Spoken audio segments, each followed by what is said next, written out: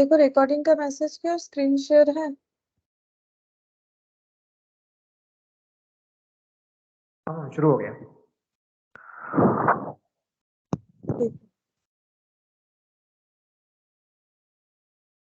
एक minute wish करने है। ठीक है चलो।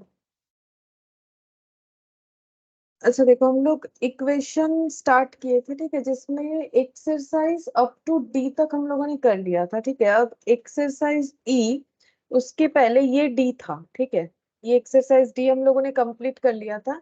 एक्सरसाइज ई जो है वो हम लोगों का साइमल्टेनियस इक्वेशन के ऊपर है, लेकिन जैसे कि देखो हमें इक्वेशन बनाने का जरूरत नहीं, हम लोग ऑप्शन देख के ही मैक्सिमम क्वेश्चन कर सकते हैं। अगर कोई ऐसा क्वेश्चन होगा जिसमें हमें इक्वेशन बिल्ड करने का जरूरत होगा तो ही हम लोग करेंगे, अदरवाइज नहीं करेंगे, ठीक है। देखते हैं कैसा क्वेश्चन है इस एक्सरसाइज में, करने से ही पता चलेगा, ठीक है। अच्छा सबसे पहले यहाँ पर कुछ एग्जांपल्स है वो एक बार कर लेते हैं। ये देखो यहाँ से करेंगे हम लोग। तो साइमल्टेनियस इक्वेशन क्या है, जब हम लोग फर्स्ट डे इक्वेशन थोड़ा सा इंट्रोडक्शन पढ़े थे, जब लॉगरिथम चैप्टर एंड हुआ था उसके बाद ही, ठीक है। तो वहां पर हम लोगों ने इक्वेशन का टाइप्स पढ़ा था, ठीक है। उसके डिग्री यानी पावर के ऊपर डिपेंड करके हम लोगों ने अलग अलग इक्वेशन पढ़ा था, जिसमें हम लोगों ने पढ़ा था लीनियर इक्वेशन, ठीक है, क्वाड्रेटिक इक्वेशन, इस तरीके से पढ़ा था। जिस लीनियर इक्वेशन, अगर दो लीनियर इक्वेशन एक साथ बन रहा है तो हम लोग उसे बोलते हैं साइमल्टेनियस इक्वेशन, ठीक है। अगर दो लीनियर इक्वेशंस का काम होता है हमारे कैलकुलेशन में तो हम लोग उसे बोलते हैं साइमल्टेनियस इक्वेशन। अब यहाँ पर देखते हैं साइमल्टेनियस इक्वेशन पे हमें कुछ क्वेश्चंस दिया है। जैसे देखो ये क्वेश्चन नंबर 1। अब क्योंकि ये इलास्ट्रेशन का है, यहाँ तुम लोग को ऑप्शन नहीं मिल रहा है, ठीक है। तो यहाँ पर क्योंकि ऑप्शन नहीं मिल रहा है, हम लोग को करना क्या है, सॉल्व करके करना पड़ेगा। Good evening please.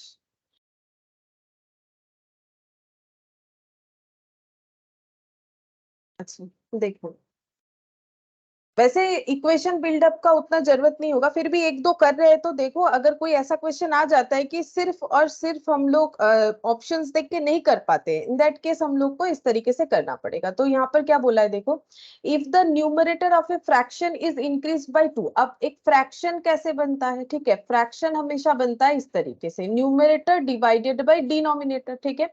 If the numerator of a fraction is increase by 2, numerator को 2 से बढ़ा दो बोल रहा है, एंड द डिनोमिनेटर बाय 1, अगर डिनोमिनेटर को 1 से बढ़ाएंगे, इट बिकम्स 1, ठीक है। मतलब ये जो फ्रैक्शन है ये 1 बन जाएगा। 1 बनने का मतलब ये कैसे 1 बन सकता है, अगर न्यूमरेटर और डिनोमिनेटर दोनों का वैल्यू बराबर होगा तभी ना वो 1 होगा, बात समझो।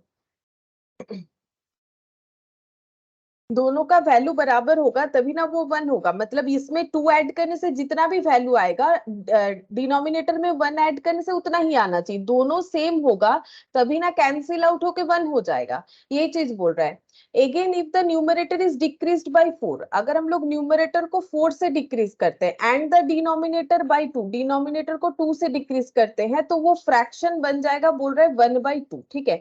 फाइंड द फ्रैक्शन, हमें फ्रैक्शन ढूंढना है। ऑप्शन रहेगा तो बस ये सारी चीजों को अप्लाई करने से हमें पता चल जाएगा कौन सा ऐसा फ्रैक्शन है। अभी यहाँ पर ना हम लोग करके देख लेते हैं, क्योंकि इसमें ऑप्शन है नहीं, इससे हम लोग थोड़ा सीख भी लेंगे कि अगर हमें कभी करना हो, ठीक है, सोल्यूशन करना हो, क्योंकि सीख रहे हैं तो पूरा ही सीखना चाहिए। तो ये देखो इलास्ट्रेशन 1, हम लोग ऐसे मानेंगे, लेट द फ्रैक्शन बी, हमें फ्रैक्शन को एजम्पशन लेना है, let the fraction be x by y, ठीक है। मतलब जो न्यूमरेटर डिवाइडेड बाय डिनोमिनेटर का बात होता है, ठीक है। अब हमें बोल रहा है कि if the fraction is if the numerator of a fraction is increased by 2, मतलब ये इंक्रीज बाय 2, एंड बोल रहा है कि डिनोमिनेटर बाय 1, तो ये फ्रैक्शन 1 बन जाएगा। अभी अभी मैंने दिखाया। Again if the numerator is decreased bye 4 and denominator by 2, ठीक है, तो ये फ्रैक्शन हाफ यानी कि आधा हो जाएगा।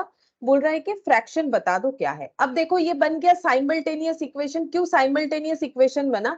बिकॉज ये देखो ये डिग्री 1 का इक्वेशन है, मतलब ये एक हम लोग का लीनियर इक्वेशन है, ठीक है। ये भी हम लोग का एक लीनियर इक्वेशन है। जब दो लीनियर इक्वेशन को हम लोग एक साथ सॉल्व करते हैं, साइमल्टेनियसली जब सॉल्व करना पड़ता है, तो उसे हम लोग बोलते हैं साइमल्टेनियस इक्वेशन, ठीक है। साइमल्टेनियस लीनियर इक्वेशन, ये तो हम लोगों ने स्टार्टिंग में ही पढ़ा था टाइप्स ऑफ इक्वेशन में, साइमल्टेनियस इक्वेशन। अब देखो इसको सॉल्व कैसे करेंगे? सिंपल क्रॉस मल्टीप्लीकेशन कर दो, ठीक है। क्रॉस मल्टीप्लीकेशन कर देते हैं तो कितना हो जाएगा? x+2 और इधर y+1, ये y इधर लेके आ जाते हैं, ठीक है। और ये -2 + 1, x minus y equal to -1। अब क्या मेरे जैसे ऐसा करना जरूरी है? नहीं, तुम लोग इधर y+1 लिख लो, इधर x+2 लिख लो, ऐसा कोई बात नहीं कि जैसा हम करें वैसे ही करना है, सही करने से मतलब है, ठीक है। अब ये सब कैलकुलेशन अपने हिसाब से हम लोग कर सकते हैं। इधर देखो अब ये क्रॉस मल्टीप्लीकेशन करें, 2x - 8 हम मल्टीप्लाई कर दिए डायरेक्टली, y - 2, तो 2x - y, हम इधर y को लेके आ गए, ये 8 इधर जाएगा तो प्लस हो जाएगा -2, तो 2x - y इक्वल टू हो गया 6। अब इसे हम ना सॉल्व करके दिखाएंगे। अब सॉल्व कैसे करना है, तुम लोग को जैसा ठीक लगता है वैसे कर सकते हो। हम तो एलिमिनेशन मेथड ज्यादा यूज करते हैं, मुझे वो आसान लगता है और वो जल्दी भी होता है। क्या तुम लोग सब्स्टिट्यूट मेथड यूज कर सकते हो? कोई भी मेथड यूज कर सकते हो, ठीक है। मेथड्स का कोई यहाँ पर प्रॉब्लम नहीं है, वैसे भी एमसीक्यू करना है, लेकिन देखो ऐसा ही कुछ फॉलो करो जिससे जल्दी सॉल्व होता है ना।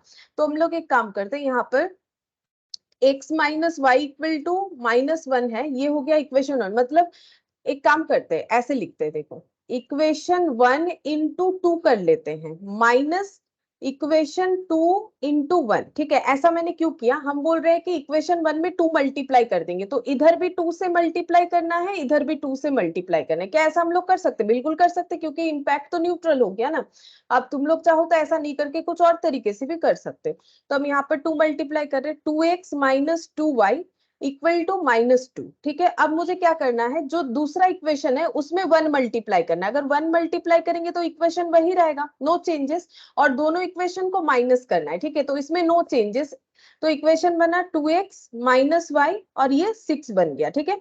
अब मुझे क्या करना है, दोनों इक्वेशन को माइनस करना है। अब हम क्योंकि नीचे नीचे लिखे हैं ना, तो हम यहाँ पर माइनस साइन दिखाएंगे कि मुझे हर एक जगह पे माइनस करना है। अगर तुम लोग ऐसे लाइन बाय लाइन लिखना चाहते हो, मतलब 2x - 2y, ठीक है, और यहाँ पर हो गया -2, और फिर माइनस करना चाहते हो तो फिर क्या करना पड़ेगा ना, एक्चुअली तुम लोग को ये -2 को इधर लाना पड़ेगा, ठीक है, और ये 0 हो जाएगा, फिर इधर ये माइनस करना पड़ेगा। तो मैंने तो देखो ऐसे सीखा हुआ है, तो मेरा ये आदत है। तुम लोग अगर किसी और तरीके से सीखे हो ना, तो उसे भी अप्लाई कर सकते हो, ठीक है।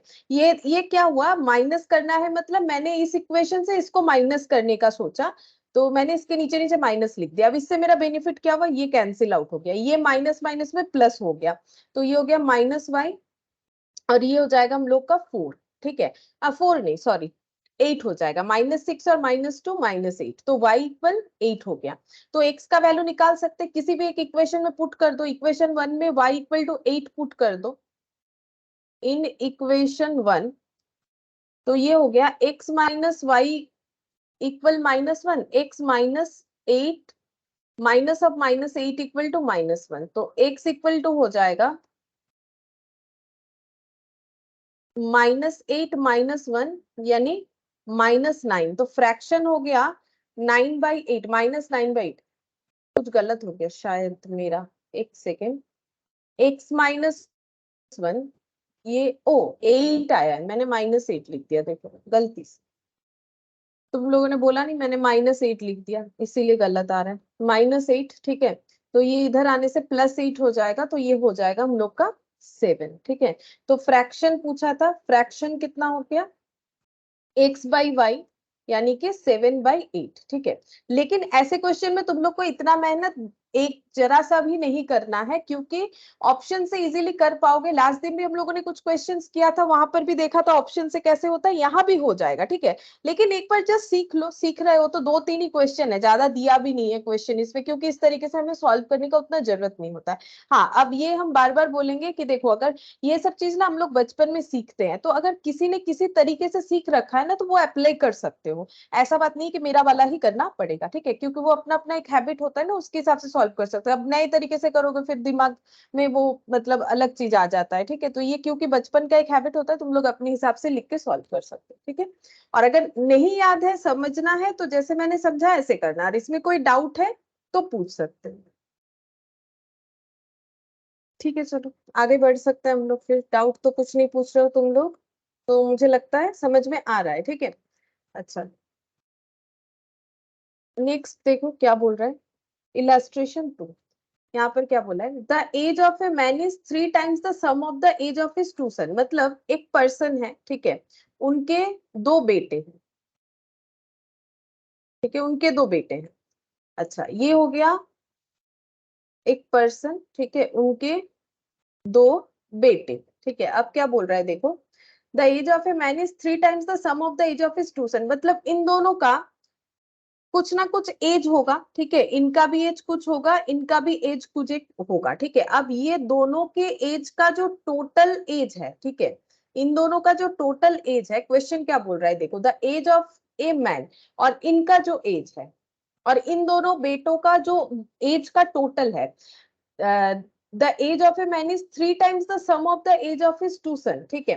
तो उनका जो एज है उनके बेटों का एज का टोटल का 3 times है, ठीक है।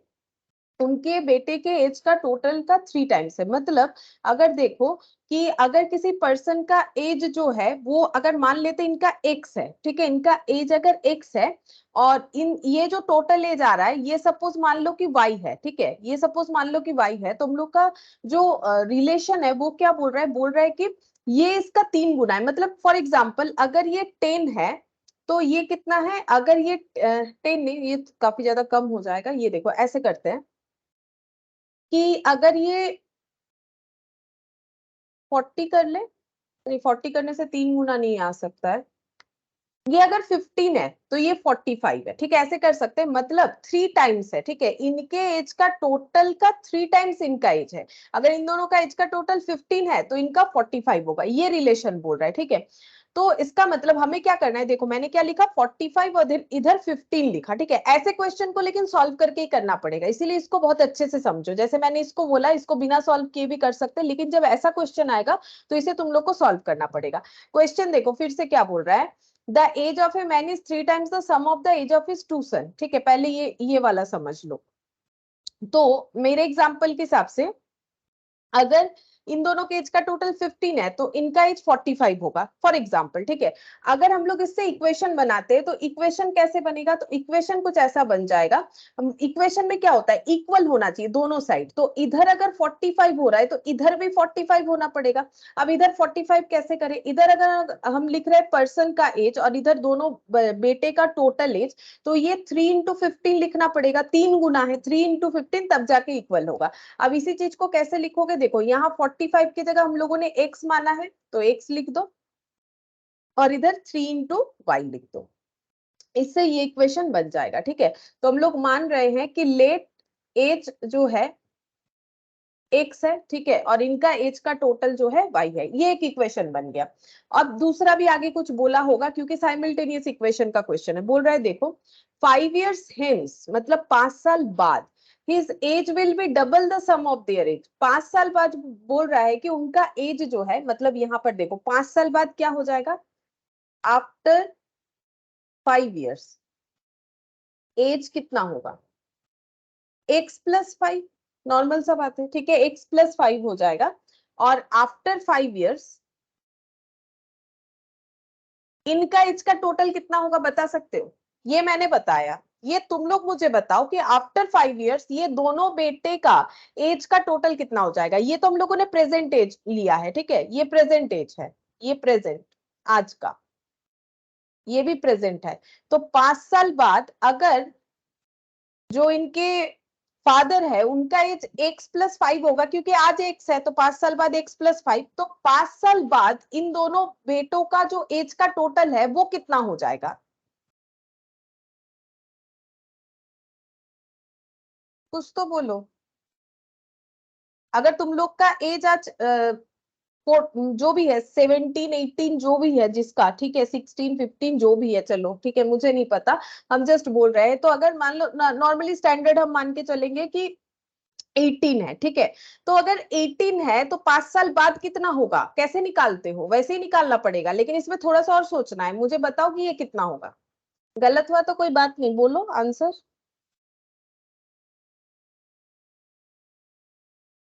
बोलो ना, गलत होने से कोई प्रॉब्लम नहीं है। मेरा आवाज जा रहा है कि नहीं जा रहा है, तुम लोग कुछ नहीं बोल रहे हो। बोलो 5 साल बाद कितना होगा एज। अरे कोशिश तो करो, कोशिश करने में थोड़ी ना कोई प्रॉब्लम। 5 साल बाद इनके एज का कितना हो जाएगा, इनका एज।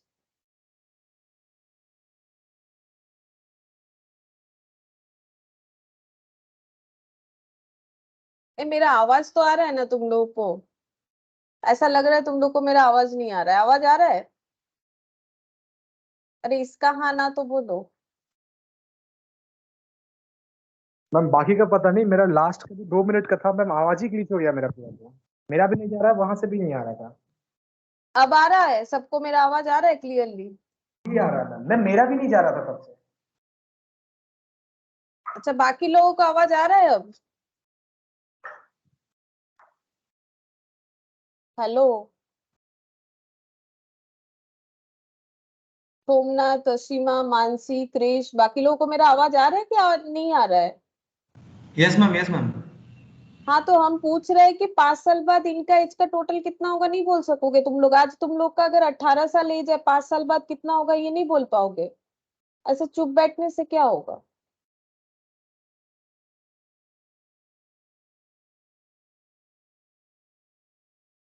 मैम थोड़ा लास्ट का 2 मिनट रिपीट कर दिया ना।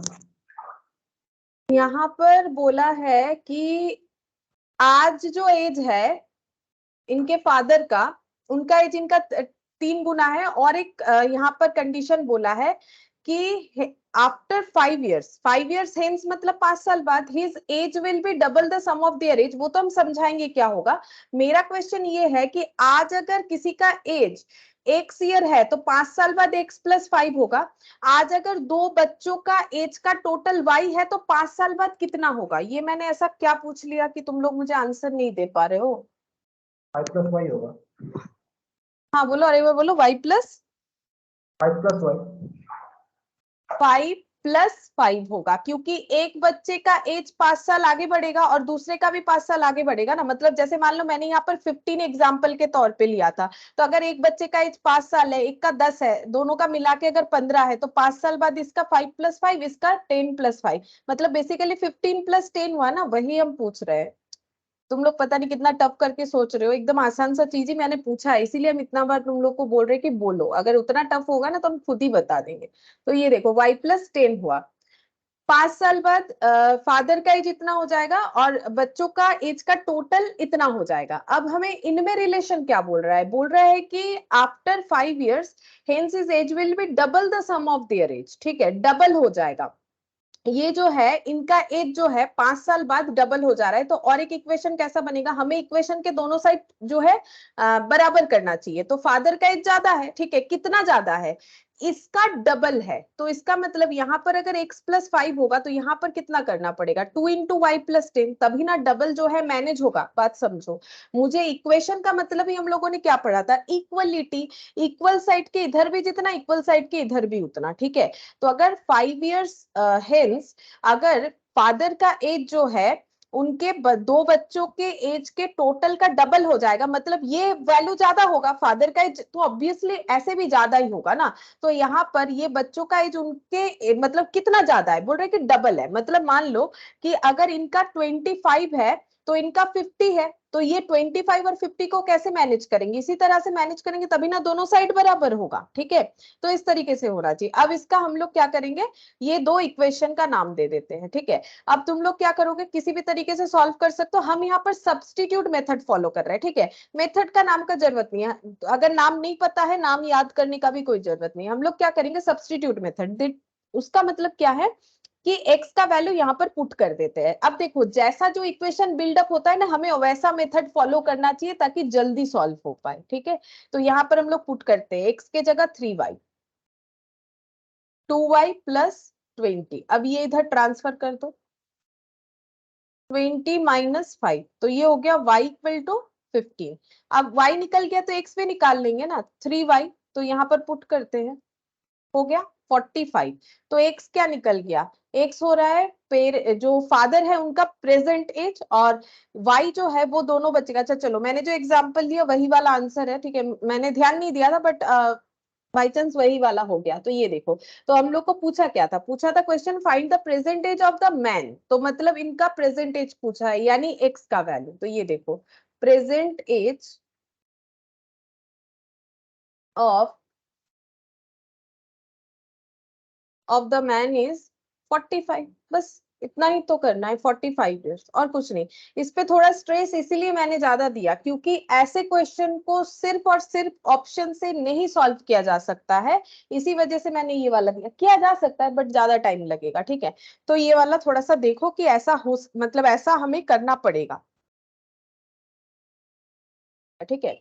और लास्ट यहाँ पर देखते हैं, देखो एक इलास्ट्रेशन 3, उसके बाद तो ऑप्शन से ही करना है तुम लोग को। ये देखो यहाँ पर क्या बोला है, a number consist of 3 digits. 3 digit का नंबर मतलब, देखो 3 डिजिट का नंबर मतलब जैसे कि फॉर एग्जांपल 279, ये एक 3 डिजिट नंबर है, ठीक है। अब ये इसको कैसे एक्सप्लेन करोगे पता है, इसको ऐसे एक्सप्लेन किया जाता है 2 into 100, क्योंकि ये यूनिट का प्लेस होता है, ये 10 का प्लेस होता है, ये 100 का प्लेस होता है, पता है ना तुम लोग जो कैलकुलेट करते हो, यूनिट, टेंथ और 100, ठीक है। तो ये एक्चुअली 2 into 100, और ये बना है 7 into 10, और ये 9, ऐसे करके 279 बनता है, ठीक है। 279 बनने का तरीका कुछ ऐसा है, ठीक है, 279 बनने का तरीका कुछ ऐसा है। अब इसी चीज को हमें काम पे लगाना है। लास्ट दिन भी हम लोगों ने एक क्वेश्चन किया था जहां पर ये 2 डिजिट वाला था, तब मैंने टेंस और यूनिट प्लेस से बताया था। अब यहाँ पर बोल रहा है number consist of 3 digit. 3 digit का मतलब 3 डिजिट है, और 3 डिजिट को ऐसे करके फॉर्म किया जाता है, ठीक है। तो आगे पढ़ के देखते हैं कि क्वेश्चन क्या बोला है। बोल रहा है of which the middle one is 0 and the sum of the other digit is 9। इसका मतलब क्या हो गया, बोल रहा है कि जो 3 डिजिट का नंबर है, ठीक है, जो 3 डिजिट का नंबर है, सपोज ऐसा है number A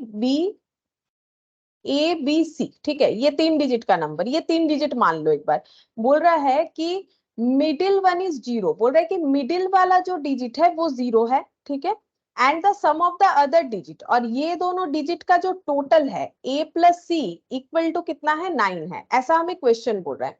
the number formed by interchanging the first and third digit, अगर हम लोग फर्स्ट और थर्ड डिजिट को इंटरचेंज कर देते हैं, मतलब इनके प्लेसेस को चेंज कर देते हैं, ठीक है, इनके प्लेसेस को चेंज कर देते हैं। बोल रहा है कि more than the original number by 297, तो जो नंबर बन के रेडी होगा, बात समझो, तो जो नंबर बन के रेडी होगा वो ओरिजिनल नंबर से 297 ज्यादा है, ठीक है। अब देखो कैसे क्वेश्चन को हम लोग करते हैं। सबसे पहले हम लोग को मानना क्या है, एक्स वाई फॉर्म में मानेंगे, एबीसी पे हम लोग नॉर्मली नहीं करते, इक्वेशन के क्वेश्चन में हम लोग हमेशा एक्स वाई ही फॉलो करते हैं। Good evening sir.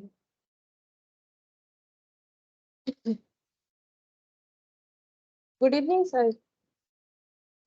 Good evening ma'am.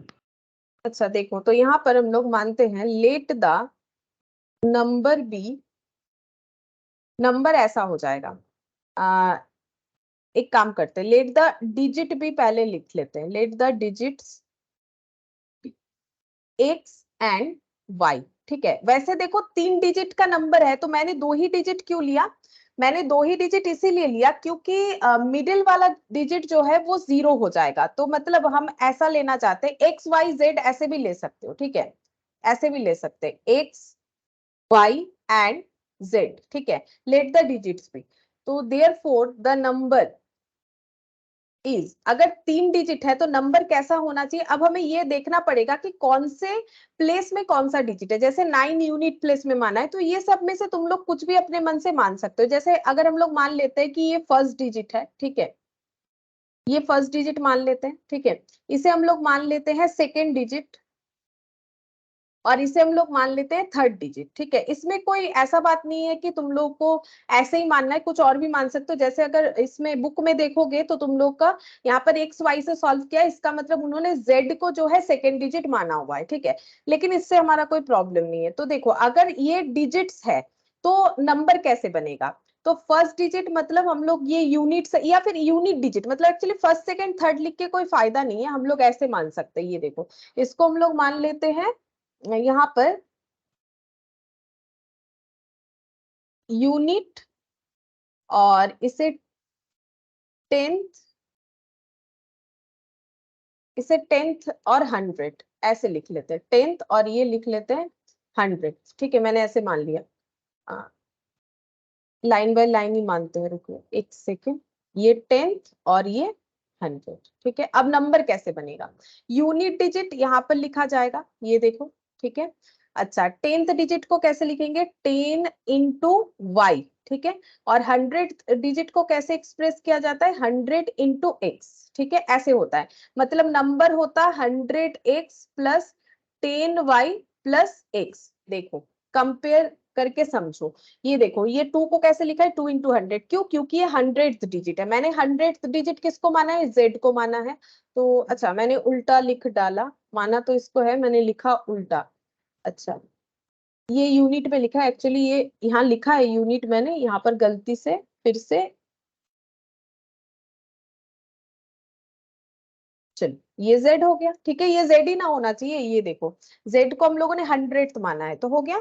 अच्छा अब देखो यहाँ पर कंपेयर करो, अगर टेंथ डिजिट 7 है तो 7 इंटू 10 होना चाहिए, तो टेंथ डिजिट अगर y है तो 10 इंटू वाई होना चाहिए। यूनिट डिजिट अगर x है तो एक्चुअली ये वाला क्या होता है, इंटू 1 होता है, ठीक है। इंटू 1, 1 10 100 1000 ऐसे करके आगे बढ़ता है, तो ये इंटू 1 अगर होता है, ठीक है, ये अगर इंटू 1 होता है तो x ही होगा, ठीक है। ये हम पहले तुम लोग को बता दी कि कैसे करके हम लोग का एक्चुअली नंबर फॉर्म होता है, ठीक है, इस तरीके से। अब इस क्वेश्चन में कुछ एक स्पेशल मैटर बोल रखा है कि मिडिल वन इज जीरो, तो अगर मिडिल वाला जीरो है, यहाँ पर लिखते हैं if middle one is zero then number be, number कितना हो जाएगा, प्लस 0 प्लस एक्स। अगर ये मिडिल वाला 0 है तो नंबर ऐसा बनेगा, नंबर ऐसा बन जाएगा, ठीक है। और इसके अलावा यहाँ पर और एक कंडीशन बोला है कि सम ऑफ द अदर डिजिट्स, ठीक है, मतलब बाकी दो डिजिट जो जीरो नहीं है, तो z और x, मैंने जो एग्जांपल लिया है, मैंने जो एजम्पशन लिया उसके हिसाब से ये दोनों डिजिट का टोटल बोल रहा है 9 है। चलो अच्छा है, दोनों डिजिट का टोटल 9 है। The number formed by interchanging the first and third digit, तो अगर हम लोग फर्स्ट और थर्ड डिजिट को इंटरचेंज कर देते हैं तो जो नंबर बनेगा, तो नंबर क्या बनेगा, number after interchanging first and third digit, तो क्या हो जाएगा, फर्स्ट डिजिट जो है वो x है, वो अगर यहाँ पर थर्ड डिजिट हो जाएगा तो वो 100x हो जाएगा। और जो हम लोग का थर्ड डिजिट है वो अगर फर्स्ट डिजिट हो जाएगा, यूनिट प्लेस में जाएगा, तो वो ऐसा बन जाएगा। तो ये बनने के बाद बोल रहा है interchanging the first and third digit is more than the original number. ये जो नंबर बना, ये जो नंबर बना, ये ओरिजिनल नंबर से ज्यादा है, ओरिजिनल नंबर जो है उससे ज्यादा है। कितना ज्यादा है, 297, ठीक है। तो ये नंबर मैंने स्टार्टिंग में लिखा इसीलिए क्योंकि नेक्स्ट बार इंटरचेंज करने के बाद जो नंबर बना वो नंबर ओरिजिनल नंबर से 297 ज्यादा है, ऐसा हमें क्वेश्चन बोल रहा है। तो देखो दो दो इक्वेशन हम लोग का बन के रेडी हुआ, ठीक है। कैसे हुआ देखो, इसमें भी हम बोलेंगे कि ज्यादा स्ट्रेस लेने का जरूरत नहीं, ये तुम लोग जो है नॉर्मली ऑप्शन के साथ इजीली कर पाओगे, ठीक है। फिर भी एक कंसेप्ट समझना जरूरी है कि नंबर कैसे बनता है। पहले हम लोगों ने देखा नंबर कैसे बनता है, फिर हम लोगों ने यहाँ पर देखा कि हम लोगों ने 3 डिजिट लिया। अब तीनों डिजिट में किसी एक को तुम लोग को यूनिट डिजिट मानना है, किसी को टेंथ और किसी को 100। अब जैसे मैंने माना है वैसे ही मानना है, जरूरी नहीं है, तुम लोग कोई किसी और डिजिट को भी मान सकते हो, ठीक है। मतलब एक्स वाई जेड का जो पोजीशन है वो अपने हिसाब से तुम लोग अपनी एजम्पशन ले सकते हो। तो मैंने जैसा एजम्पशन लिया उसके हिसाब से मेरा नंबर ये निकल रहा है, लेकिन क्योंकि मिडिल वन इज जीरो, ये जीरो, तो नंबर ये बचता है। और बोला जो जो डिजिट से नंबर बने हैं उन डिजिट का टोटल 9 है, तो डिजिट का टोटल 9 कर दिया। आप बोल रहा है कि अगर डिजिट्स को इंटरचेंज करते हैं तो हम लोग का जो नंबर बनेगा वो ओरिजिनल नंबर से 297 ज्यादा है, मैंने वही लिख दिया। अब इक्वेशन बन गया, देखो काफी सारा इक्वेशन बना हम लोग का। यहाँ पर ये एक इक्वेशन बन रहा है z plus x equal to 9, और एक ये वाला इक्वेशन बन रहा है। अब हम लोग ये दोनों इक्वेशन को क्या करेंगे, सॉल्व करेंगे। तो ये एक इक्वेशन 1, ये एक इक्वेशन 2। पहले ना इसको थोड़ा सा हम लोग जो है सिंप्लीफाई कर सकते हैं, उसके बाद इक्वेशन 2 लिखेंगे। 100x plus z minus 100z और प्लस माइनस में माइनस x इक्वल टू 297, ठीक है। तो 100x माइनस x मतलब 99x, और 100 और z ये भी 99z हो जाएगा, 297, ठीक है। 297 आ गया। अब मुझे लगता है इधर से हम लोग 99 कॉमन ले सकते हैं, x माइनस जेड, ठीक है। और इधर भी शायद 99 कॉमन जा सकता है। हम एक बार कैलकुलेटर पे चेक करते हैं कि 297 99 से डिवाइड होता है कि नहीं, होता है, ठीक है। तो ऐसे हो जाएगा 99 इंटू 3 जो कि 297 होता है। दोनों साइड से 99 हटा दो, x minus z equal to 3 बन जाएगा। इसको सेकेंड इक्वेशन नाम देते हैं। अब देखो सॉल्व करना आसान हो जाएगा। अब हम क्या करेंगे, एलिमिनेशन में मेथड लगा के सॉल्व कर देंगे, ठीक है।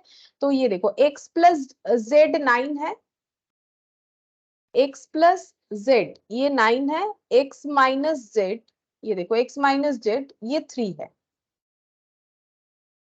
अब हम इक्वेशन को प्लस कर रहे हैं, दोनों इक्वेशन को, क्योंकि इसमें ना कुछ मल्टीप्लाई नहीं किया। एक्चुअली मैंने किया इक्वेशन 1 इंटू 1, मतलब पहले इक्वेशन में भी 1 मल्टीप्लाई किया, प्लस इक्वेशन 2 इंटू 1 इसमें भी 1 मल्टीप्लाई किया। ये वाले इक्वेशन में भी मैंने 1 मल्टीप्लाई किया, और ये जो इक्वेशन है इसमें भी मैंने 1 मल्टीप्लाई किया, और दोनों इक्वेशन को ऐड किया। तो ये कैंसिल आउट होके हो गया 2x इक्वल टू 12, तो x इक्वल टू 6। अब जैसे x निकल गया z भी निकल जाएगा। 9 ये देखो ऐसे करके निकाल सकते हैं ना, x plus z equal to 9 है, तो 6 plus z equal to 9, z 9 minus 6 3, ठीक है। तो इसका मतलब पूछा क्या था, देखो पूछा है find the number, therefore the number B.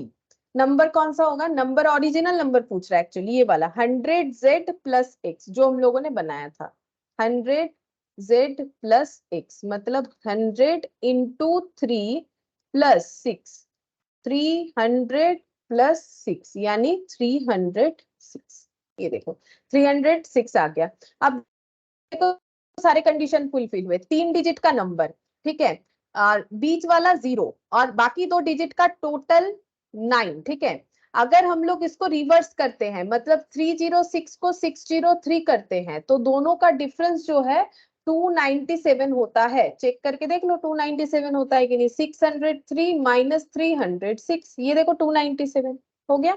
इस तरीके से होगा, लेकिन हाँ ये थोड़ा सा टाइम टेकिंग हुआ क्योंकि इतनी सारी चीजों को मैंने बताया, लेकिन ऐसा ऑप्शन में आसानी से होगा, सॉल्व करने का जरूरत नहीं हो। सिर्फ एज वाले क्वेश्चन में थोड़ा सॉल्व करना जरूरी होता है। चलो ठीक है, अब हम लोग जो है ऑप्शन से क्वेश्चन करने के लिए रेडी है। देखो एक्सरसाइज ई, तो ये एग्जाम ओरिएंटेड क्वेश्चन हो जाएगा, मतलब हमें किस पैटर्न में समझ में आना चाहिए, मतलब कैसा पैटर्न हमें ज्यादा फॉलो करना चाहिए। देखो यहाँ पर बोला है monthly income of 2 persons are in the ratio 4:5। 2 person का मंथली इनकम है 4:5 and their monthly expenses are in the ratio 7:9। दोनों पर्सन का मंथली एक्सपेंसेस का रेशियो है 7:9। If each saves 50 per month, अगर हर एक पर्सन मंथली 50 रुपीज सेव करते हैं, उनका मंथली इनकम क्या है। तो ये ऑप्शंस दिए हुए, तो सबसे पहले तो ये समझना चाहिए कि आंसर्स जो है वो किस चीज का दिया हुआ है। जो पूछा है, पूछा क्या है, इनकम। इनकम का आंसर दिया हुआ है, तो इतने सारे आंसर्स दिए हुए हैं, तो इनका इनकम का रेशियो हमें बता ही दिया है। तुम लोग आंसर दे सकते हो कि कौन सा सही आंसर होगा, कुछ कैलकुलेट किए बिना ही सिर्फ इस लाइन पे अगर ध्यान दोगे तो तुम लोग आंसर दे सकते हो। ये इनकम का रेशियो है, ये सब इनकम का आंसर है। तो मुझे बोलो कि इनका मंथली इनकम कौन सा है। मैंने 2 चीज बताया, अगर तुम लोग मेरा बात पकड़ में आ रहा है तो अरे वो बोलो। 400 और 500। हाँ 400 और 500 बी होगा आंसर, क्योंकि रेशियो मेरा 4:5 है, तो इसी पे 4:5 बनेगा, बाकी किसी पे नहीं बन रहा है, ठीक है। तो फिर बाकी कैलकुलेशन करने का हमें जरूरत क्या, हम लोग आसानी से आंसर दे सकते हैं। अब क्या करना है तुम लोग को, फिर भी ठीक है, एकदम टेंशन मतलब सही होगा। लेकिन क्या है, फिर भी अगर तुम लोग को चाहिए कि हाँ मुझे थोड़ा सा कंफर्मेशन कर लेना है, तो और एक ऑप्शन है तुम लोग के पास, क्या कर सकते हो, मंथली एक्सपेंसेस का रेशियो जो दिया है, तो सेविंग्स अगर 50 रुपए है, 400 इनकम करते, 50 सेविंग्स करते हैं, तो एक्सपेंस कितना करते हैं, 350, ठीक है। 500 इनकम करते हैं, 50 सेविंग्स करते हैं, तो फिर एक्सपेंस कितना करते हैं, 450। अब एक्सपेंसेस का रेशियो भी निकाल के देख लो अपने तसल्ली के लिए, और कुछ नहीं, ठीक है। तो यहाँ पर हो गया 5 से कैंसिल आउट, 7:9, ठीक है। डबल कंफर्मेशन की हाँ पक्का पक्की यही वाला आंसर होगा, वैसे तो इससे कंफर्म, ठीक है। फिर भी अगर किसी को ऐसा लगता है कि नहीं मुझे और भी कंफर्मेशन का जरूरत है, तो ये वाला फॉलो कर सकते हो, ठीक है। तो इसीलिए यहाँ पर 1 का आंसर हो जाएगा हम लोग का ऑप्शन बी, 400, 500, ठीक है। तो इसको कुछ भी सॉल्व करने का जरूरत नहीं है, ऐसे करके तुम लोगों को आंसर देना है, ठीक है, तभी टाइम बचा पाएंगे हम। चलो ठीक है, question number 2, find the fraction. हमें एक फ्रैक्शन निकालना है। फ्रैक्शन का मतलब पहले ही मैंने बोला, फ्रैक्शन का मतलब देखो न्यूमरेटर बाय डिनोमिनेटर, देखो सारे आंसर फ्रैक्शंस में ही दिए हुए हैं, ठीक है। अब क्या बोल रहे हैं, विच इज इक्वल टू 1/2, बोल रहे हैं फ्रैक्शन 1/2 हो जाएगा when both its numerator and denominator are increased by 2, मतलब न्यूमरेटर में 2 ऐड करेंगे, डिनोमिनेटर में भी अगर 2 ऐड करेंगे, तो बोल रहा है आंसर हाफ हो जाएगा। It is equal to 3/4 if both are increase by 12, अगर यहाँ पर 12 ऐड कर देते हैं, तो बोल रहा है कि फ्रैक्शन बनता है 3/4। तो चेक करके देखो, पहले ऑप्शन ए पे लगाओ, चेक करो। अगर ऑप्शन ए पे हो रहा है अच्छा बात है, नहीं हो रहा है तो बी पे चेक करो। कैसे चेक करोगे, ऑप्शन ए में दिया हुआ है 3/8, तो 3 में भी 2 ऐड करो, 8 में भी 2 ऐड करो, देखो कितना हो रहा है। ऐसे ही तो देखना है ना। ये देखो, क्या बता सकोगे तुम लोग आंसर, थोड़ा सा टाइम दे, बताना है।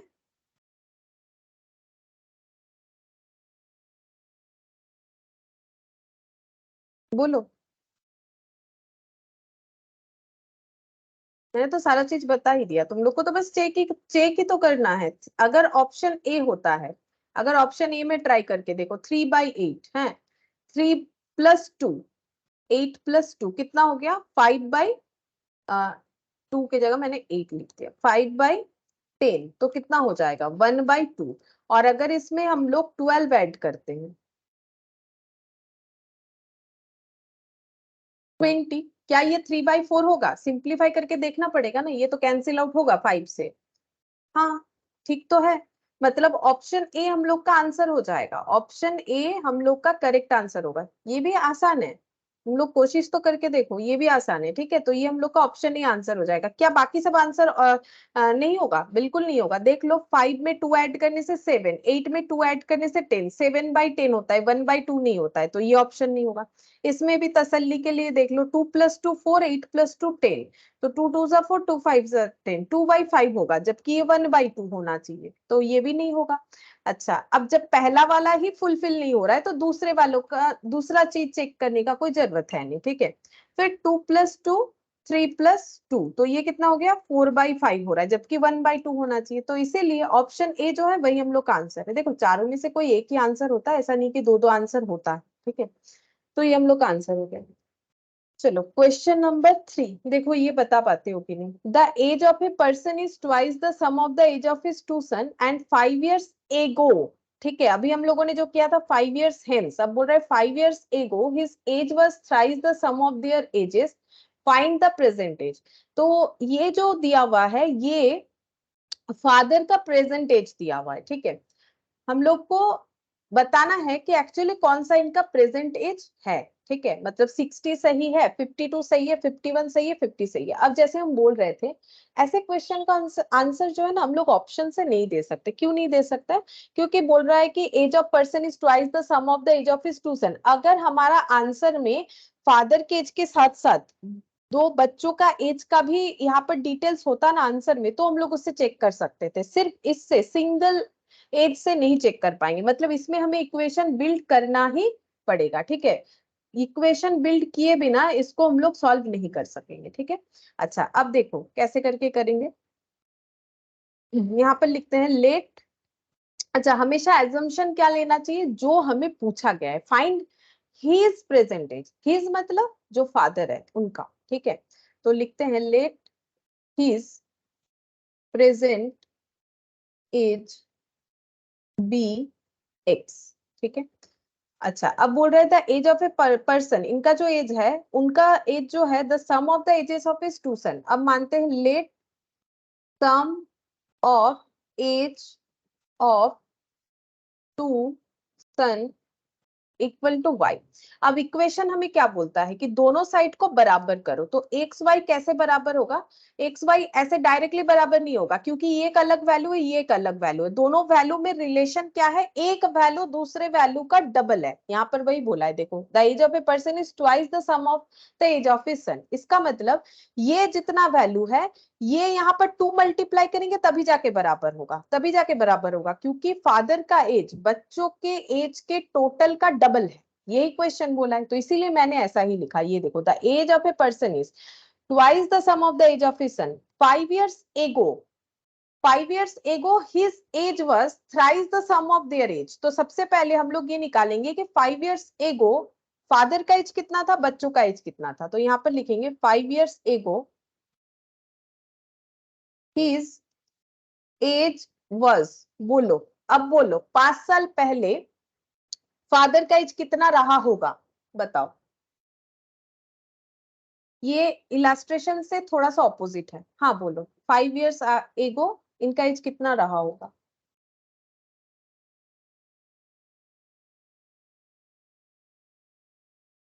अभी तुम लोग का अगर 18 years है तो 5 साल पहले कितना रहा हो? x minus 5। अच्छा, तो 5 years ago sum of age of son, वो भी बताना पड़ेगा ना, क्योंकि देखो हम लोग कंपेयर तो दोनों बराबरी के चीजों पे कर सकते हैं। अगर हम लोग पास्ट में जा रहे हैं मतलब फादर के एज के लिए, तो बच्चों के एज के लिए भी तो हमें पास्ट में जाना है। तो 5 साल पहले बच्चों के एज का कितना रहा होगा?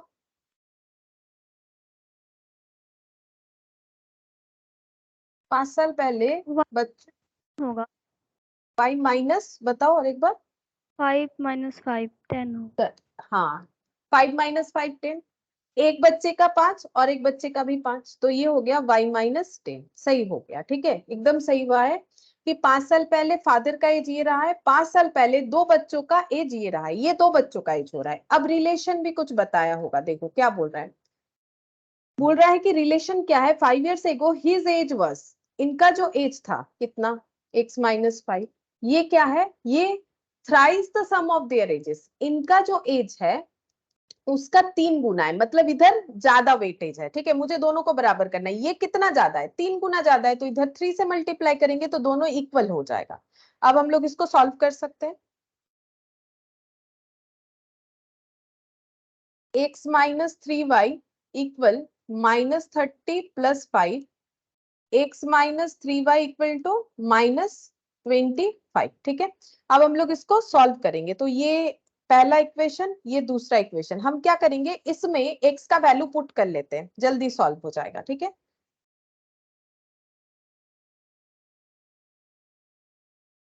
x equal to 2y in equation 2,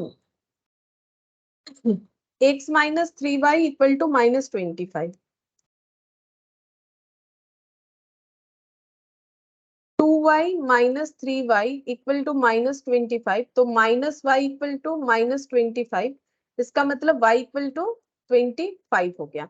तो x इक्वल टू कितना होगा, 2 इंटू 25 यानी कि 50, ठीक है। तो हम लोग को पूछा था कि फादर का फाइंड हिज प्रेजेंट एज, यानी फादर का प्रेजेंट एज कितना है, जो कि हम लोगों ने x माना हुआ था। x का वैल्यू हम लोग का 50 आया, इसका मतलब आंसर हो जाएगा ऑप्शन डी, ठीक है। 3 का ऑप्शन डी हो जाएगा। मैंने पहले भी बोला था ऐसे क्वेश्चन के लिए हमें सॉल्व करना ही पड़ेगा, बिना सॉल्व किए हम लोग नहीं निकाल पाएंगे, ठीक है। सिर्फ ऐसे क्वेश्चन के लिए, बाकी क्वेश्चन के तो बिना सॉल्व किए भी हम लोग निकाल सकते हैं, ठीक है। तो ये 1 2, ये 3rd नंबर वाला देखो सॉल्व करना पड़ा, ठीक है।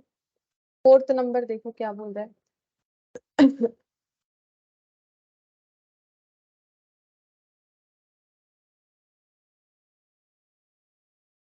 A number between 10 and 100 is 5 times the sum of its digit। पहले ये लाइन को समझो।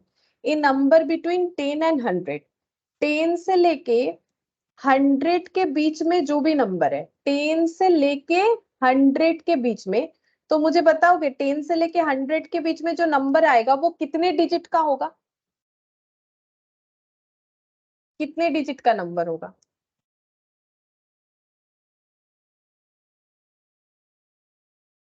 टेन से लेके 100 के बीच का नंबर कितने डिजिट का होगा? मतलब 1 डिजिट, 2 डिजिट, 3 डिजिट, 4 डिजिट, कितने डिजिट का होगा? 2। 2 डिजिट होगा ना, क्योंकि लास्ट 99 तक होगा, 11 से स्टार्ट होगा 99 तक, 2 डिजिट का नंबर होगा। और वैसे भी देखो ना, ऑप्शन सारे 2 डिजिट्स के दिए है ना। बोल रहा है 2 डिजिट का जो भी नंबर है is 5 times the sum of its digit. बोल रहा है इसके डिजिट्स का सम का 5 टाइम्स है। बात समझो, 2 डिजिट का जो भी नंबर है, जैसे अगर आंसर 54 है, ठीक है, तो बोल रहा है कि सम ऑफ द डिजिट्स कितना होगा? 9, ठीक है। इसका 5 टाइम्स, 9 × 5 कितना हो गया? 45। तो ये नंबर होगा, लेकिन आंसर कितना है? 54। हम फिर से समझा रहे हैं, एक नंबर है जो 10 से लेके 100 के बीच का है, इस 5 टाइम्स मतलब 5 गुना है the sum of its digits, इसके डिजिट्स के सम का 5 गुना है। तो इसके डिजिट्स के सम का 5 गुना 45 आ रहा है, 54 नहीं आ रहा है, मतलब ये आंसर नहीं होगा। वैसे बाद में और भी कुछ पॉइंट दिए हुए हैं, जैसे if 9 be added to it, अगर 9 इसमें ऐड करते हैं, 54 में 9 ऐड करो, कितना होगा? 63। बोल रहा है digits are reversed, digits reversed हो जाएगा, मतलब 54 45 हो जाना चाहिए। फाइंड द नंबर, नंबर क्या है ये पूछ रहा है। तो हम लोग इससे भी ट्राई करके देख सकते हैं, इससे भी ट्राई करके देख सकते हैं, दोनों से ट्राई करके देख सकते हैं, लेकिन हमें क्या करना चाहिए, हम लोग पहला वाला जो कंडीशन है उस पे ही चेक कर सकते हैं। अगर उस पे हमारा आंसर नहीं आ रहा है तो सेकंड वाला चेक करने का जरूरत नहीं, या सेकंड वाले पे चेक करो, अगर उस पे नहीं आ रहा है तो फर्स्ट वाले का चेक करने का जरूरत नहीं है। ठीक है, बात समझ में आ रहा है? तो यहाँ पर देखो सेकंड वाला ज्यादा आसान है चेक करने के लिए। 9 अगर ऐड करोगे, ये ऑप्शन में से जितने भी नंबर है उसमें अगर 9 ऐड करोगे, जिसमें आंसर डिजिट का रिवर्स हो जाएगा, मतलब 53 का 35 हो जाएगा, 45 का 54 हो जाएगा, 55 का 55, तो बोल रहा है वही हमारा आंसर होना चाहिए, है ना। ये क्वेश्चन तो वैसा ही दिया है, तो देखो 53 + 9 करके देखो कितना आया? 62। ये नहीं हो सकता है, क्योंकि बोला था कि 9 ऐड करने पे डिजिट्स रिवर्स हो जाएंगे, रिवर्स का मतलब 5335 हो जाएगा, नहीं हुआ। अब जो फर्स्ट वाला कंडीशन है उसको भी तसल्ली के लिए देख लो, 5 added to the sum of the digits, तो 5 + 3, ये देखो 5 + 3 8, ठीक है, हम यहाँ पर दिखाते हैं 5 + 3 8 हो गया, 8 में 9 मल्टीप्लाई करो, ठीक है, सॉरी 5 मल्टीप्लाई करो तो 40 हो जाएगा, क्योंकि 5 गुना है 40 हो जाएगा, लेकिन है तो 53, तो इसका मतलब ऑप्शन बी भी गलत हो गया। चलो अब ऑप्शन सी देखते हैं, 45 + 9, ये सही आंसर है। देखो जैसे ही 9 ऐड किया डिजिट रिवर्स हो गया, 45 का 54 हो गया, मतलब ये कंडीशन भी फुलफिल कर ही जाएगा। कैसे चेक करके देखो, 4 + 5 करने से कितना आया? 9। अब हमें बोला है कि सम ऑफ द डिजिट्स जो है उस पे 5 टाइम्स मल्टीप्लाई करने से नंबर मिलेगा, तो 5 टाइम्स मल्टीप्लाई किया 45 मिल गया, यानी आंसर कितना हो गया? Option C. ठीक है, ऐसे करके हमें ऑप्शन देख के आंसर देना है। ठीक है, ज्यादा कुछ मेहनत वाला बात है ही नहीं, जो भी कंडीशन दिया हुआ है तुम लोग को एक एक करके चेक करते जाना है। मेहनत सिर्फ तभी बढ़ता है जब एकदम लास्ट वाला आंसर हम लोग का होता है। ठीक है, फिर चेक करते जाओ चेक करते जाओ। इसमें भी थोड़ा सा मेहनत हुआ, सी में जाके आंसर मैच हुआ। ठीक है, तो फोर्थ का आंसर हम लोग का हो जाएगा, ये देखो फोर्थ नंबर का आंसर हो जाएगा सी, यानी कि 45। ठीक है, ये क्यों आंसर हो रहा है? क्योंकि देखो 4 + 5 9 आ गया, अब 9 में अगर हम लोग 5 मल्टीप्लाई करेंगे तो नंबर 45 मिल रहा है, ये पहला कंडीशन। ठीक है, ये कंडीशन 1। और कंडीशन 2 जो बोला था वो क्या बोला था? बोला कि नंबर में अगर 9 ऐड करते हो तो डिजिट्स रिवर्स बन जाएगा, तो ये हो गया नंबर में अगर 9 ऐड करते हैं, तो 45 में 9 ऐड करके देख लो, 54 हो गया, डिजिट्स रिवर्स हो गया। ठीक है, डिजिट्स रिवर्स हो गया, इसीलिए हम लोग का फोर्थ का आंसर हो गया ऑप्शन सी। अच्छा, फिफ्थ नंबर देखते हैं, देखो फिफ्थ नंबर में क्या बोला था। 5th नंबर में the wages of 8 men and 6 boys amount to 33। बोल रहा है कि 8 मेन और 6 बॉयज का जो टोटल वेजेस है वो 33 है। If 4 main earn 4.50 more than 5 boys, बोल रहा है कि अगर 4 लोग जो अर्न करते हैं वो 5 लड़कों से 4.5 रुपए ज्यादा अर्न करते हैं। Determine the age of each man and boy.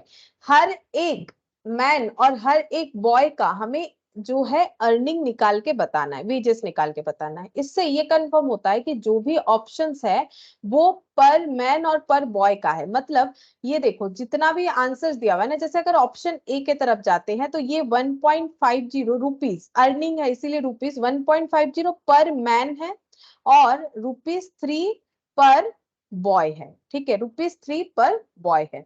तो ये हम लोग का आंसर दिया हुआ है। अब सारे आंसर ऐसे ही हैं, इतने पर मैन पर बॉय, इतने पर मैन पर बॉय, इस तरीके से दिया हुआ है। अब हम लोग कैसे इसको ऑप्शन के साथ निकाल सकते हैं? देखो हमें पहला कंडीशन अगर देखें तो 8 मैन और 6 बॉयज मिलके 33 कमाते हैं। ठीक है, अब हम लोग एक एक ऑप्शन से ट्राई करके देख सकते हैं, कितना आसान है। देखो हम लोग पहले ऑप्शन ए से ट्राई करते हैं।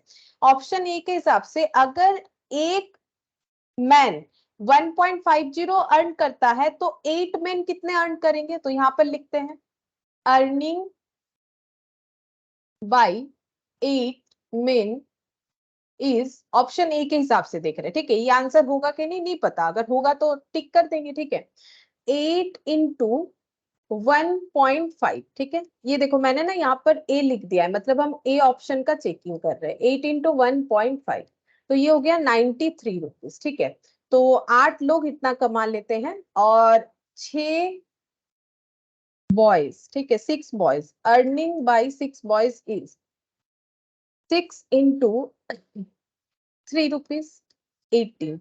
अब बोला है कि इनका टोटल जो अमाउंट है वो 33 है। अब ये कैसे पॉसिबल? अच्छा मैंने ना 9.93 पता नहीं कैसे लिख दिया। 8 इंटू 1.5 है ना, 12 है, देखो 12। ठीक है, अब बोल रहा है ये दोनों मतलब 8 लोग और 6 लड़के मिलके टोटल 33 कमा लेते। क्या ये दोनों का टोटल 33 है? चेक करो, नहीं 30 है। इसका मतलब ऑप्शन ए हम लोग का आंसर नहीं हो सकता है। ठीक है, ऑप्शन ए हम लोग का आंसर नहीं होगा। अगर मेरा पहला कंडीशन नहीं मैचअप हो रहा है तो मुझे दूसरा कंडीशन देखने का भी जरूरत नहीं है। चलो अब हम सेकंड ऑप्शन बी पे चेक करके देखते हैं कि ऑप्शन बी हम लोग का आंसर होता है कि नहीं। तो देखो ऑप्शन बी पे चेक करो, अर्निंग बाय 8 मेन। ठीक है,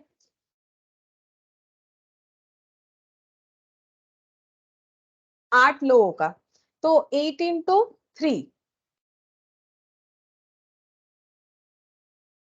24। ठीक है, अर्निंग बाय 6 बॉयज। तो ऑप्शन बी के हिसाब से देख रहे हैं 6 बॉयज कितने करके एक एक जन अर्न करते हैं 1.5, तो 9 रुपीज होगा। एक बार हम कैलकुलेटर पे देख लेते हैं, 9 रुपीज। ठीक है, अब ये दोनों का टोटल करते हैं। हाँ 33। वाह, चलो एक कंडीशन तो बी ऑप्शन पे फुलफिल हो रहा है कि 8 मेन और 6 बॉयज मिला के 33 अर्न करने पे एक एक जन का अर्निंग इतना होना चाहिए। मतलब मुझे लगता है कि मेरा आंसर ऑप्शन बी ही होना चाहिए। ठीक है, लेकिन क्योंकि और एक कंडीशन है उस पे भी अप्लाई करके देखेंगे, अगर दोनों पे हो जाता है तो हम लोग का कंफर्म यही वाला होगा। ठीक है, अच्छा जैसे बोला है कि 4 main earns 4.50 more than 5 boys, तो चलो 4 मेन का अर्निंग और 5 बॉयज का अर्निंग चेक करते हैं। तो यहाँ पर लिखते हैं अर्निंग बाय 4 मेन कितना हो जाएगा, 4 इंटू 3 12 रुपीज, और अर्निंग बाय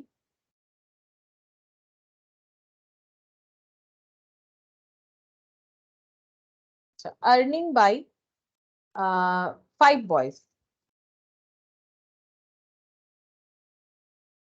5 इंटू 1.5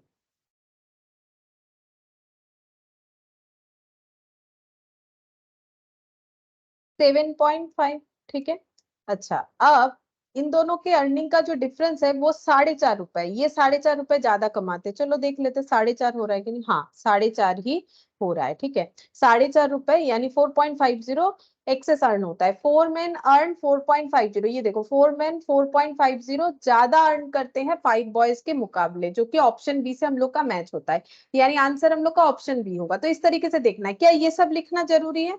अभी लिखो, अभी जरूरी है, क्योंकि जब भी कभी चेक करोगे अपने कॉपी में, जब रिवाइज वगैरह होगा तो नहीं लिखा हुआ रहेगा, तो फिर बाद में समझ में नहीं आएगा कैसे करके हो रहा है।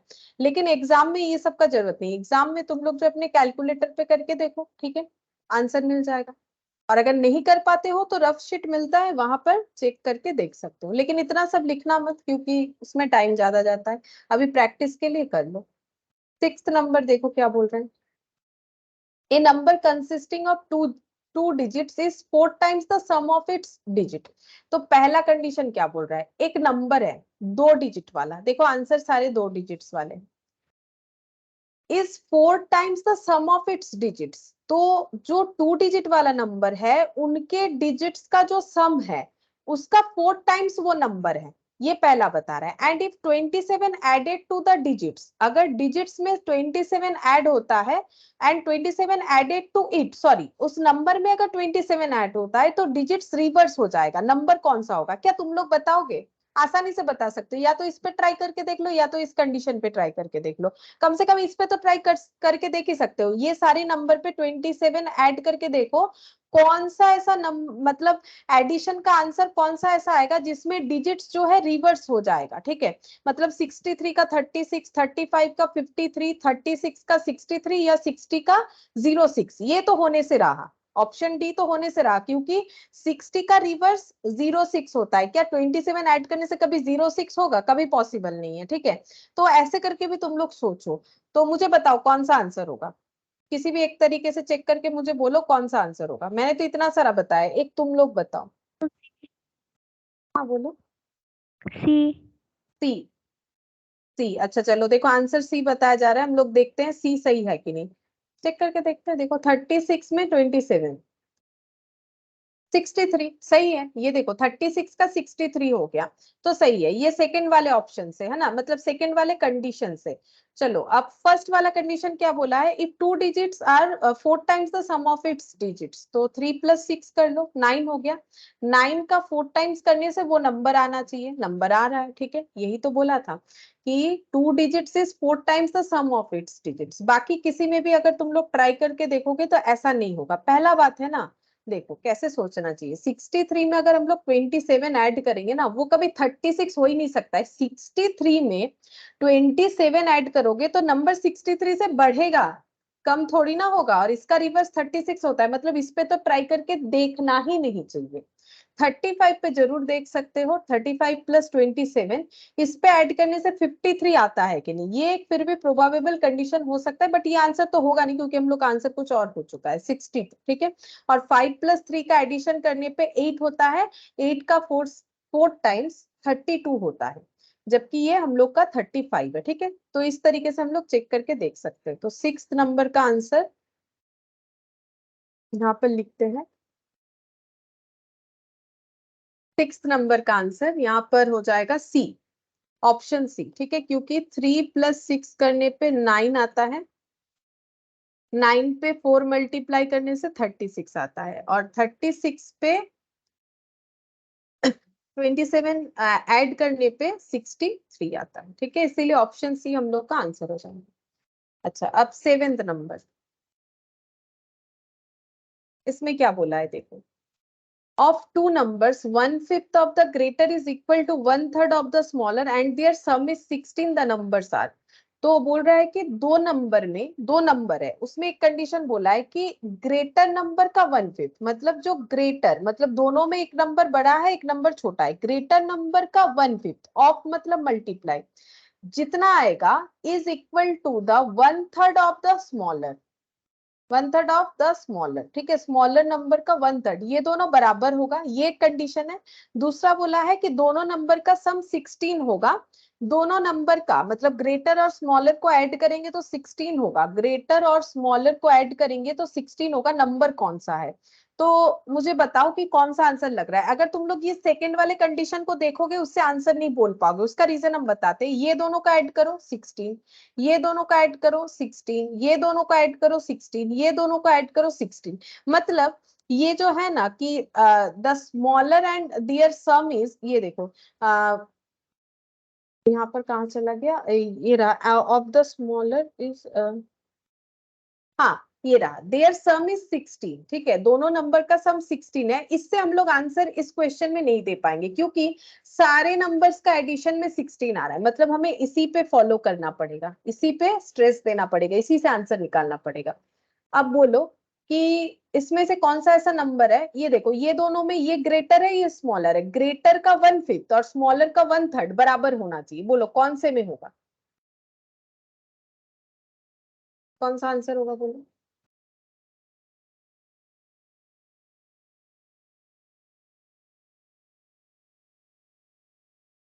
ये करना है ना, greater into 1/5 equal smaller into 1/3, जिसमें होगा वही हमारा आंसर होगा। ये दोनों में ग्रेटर नंबर कौन सा, ये स्मॉलर ये है। बताओ ऐसा इसमें हो रहा है कि नहीं? अगर नहीं हो रहा है तो दूसरा, नहीं हो रहा है तो सी, नहीं हो रहा है तो डी। बताओ कौन सा आंसर होगा। मैम ए से ही हो जा रहा है 2। हाँ ए से हो जा रहा है ना, ये देखो ग्रेटर नंबर 10 है, 10 का 1/5 2, ठीक है, स्मॉलर नंबर 6 है, 6 का 1/3 2, ठीक है। तो यही वाला आंसर होगा, ठीक है, बाकी सब नहीं होगा। क्यों नहीं होगा चेक करके देख लो।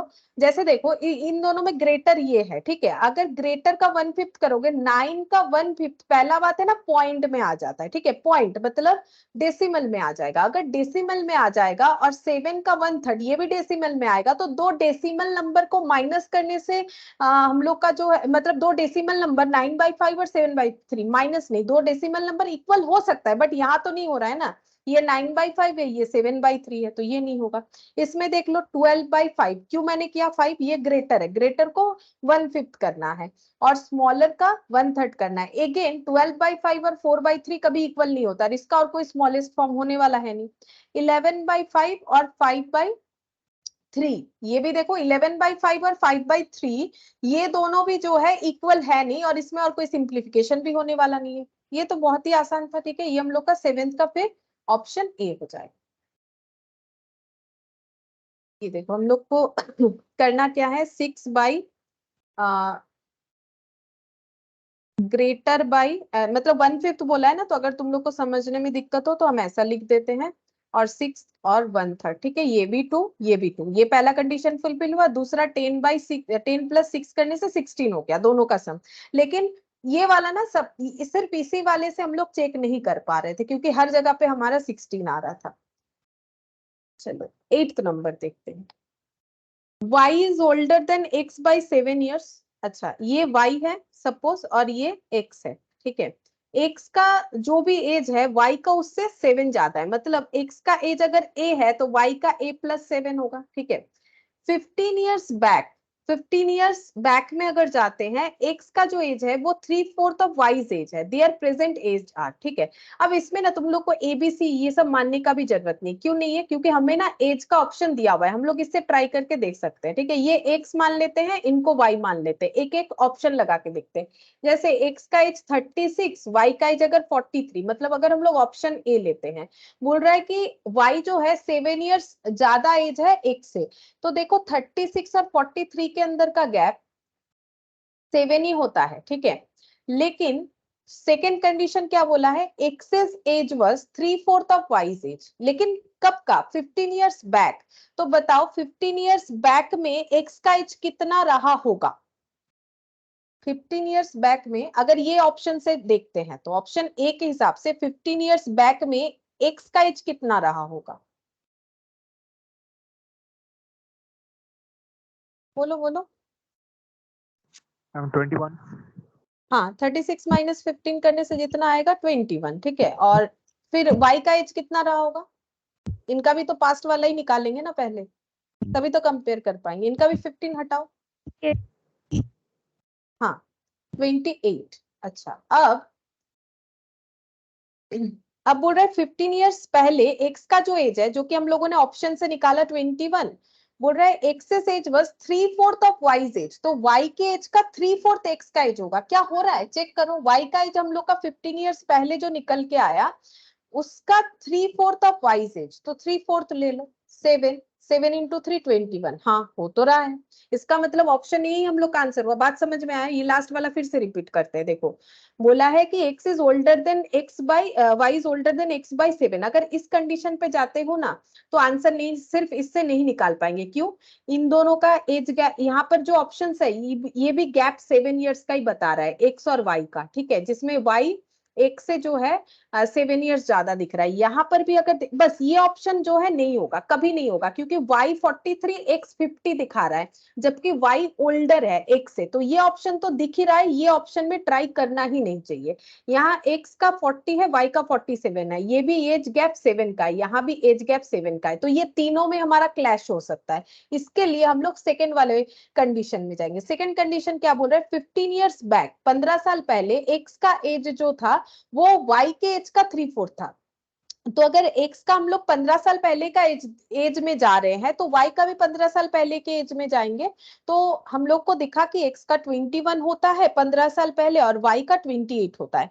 अब कंडीशन बोला है 15 years back X's age was 3/4 of Y's age, ठीक है, तो Y's age 28, 3/4 of Y's age, तो 3/4 ऑफ मतलब मल्टीप्लाई वाइज एज मतलब 28, 28 इंटू 3/4 किया 21 निकल के आया, ठीक है।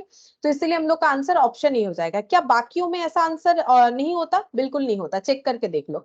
जैसे 43 माइनस अगर हम लोग कर लेते हैं 15, तो ये देख लो, चेक करके देख लो तसल्ली के लिए, ये देखो कितना आ गया 28, 50 माइनस 15 35, ठीक है, तो 3/4 ऑफ वाइज एज, तो वाइज एज इसका 3/4, तो ये तो पॉइंट में आ जाएगा, ठीक है। ये देखो 35 इंटू 3 डिवाइडेड बाई 4 पॉइंट में आ गया, नहीं हुआ, ठीक है।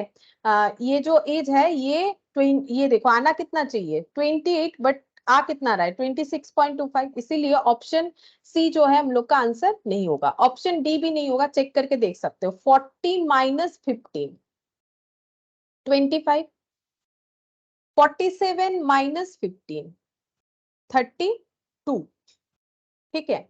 अच्छा अब ये y का एज है, y के एज का 3/4 ये वाला होना चाहिए, नहीं होगा, ये भी पॉइंट में आएगा। 32 इंटू 3 डिवाइडेड बाई 4, नहीं पॉइंट में तो नहीं आ रहा है, बट ये 24 आ रहा है, वो 25 है, तो 25 होने से होता। अब एक चीज का तो दो आंसर होगा नहीं, तो इसीलिए देखो ऑप्शन ए से आ गया है, मतलब वही आंसर है।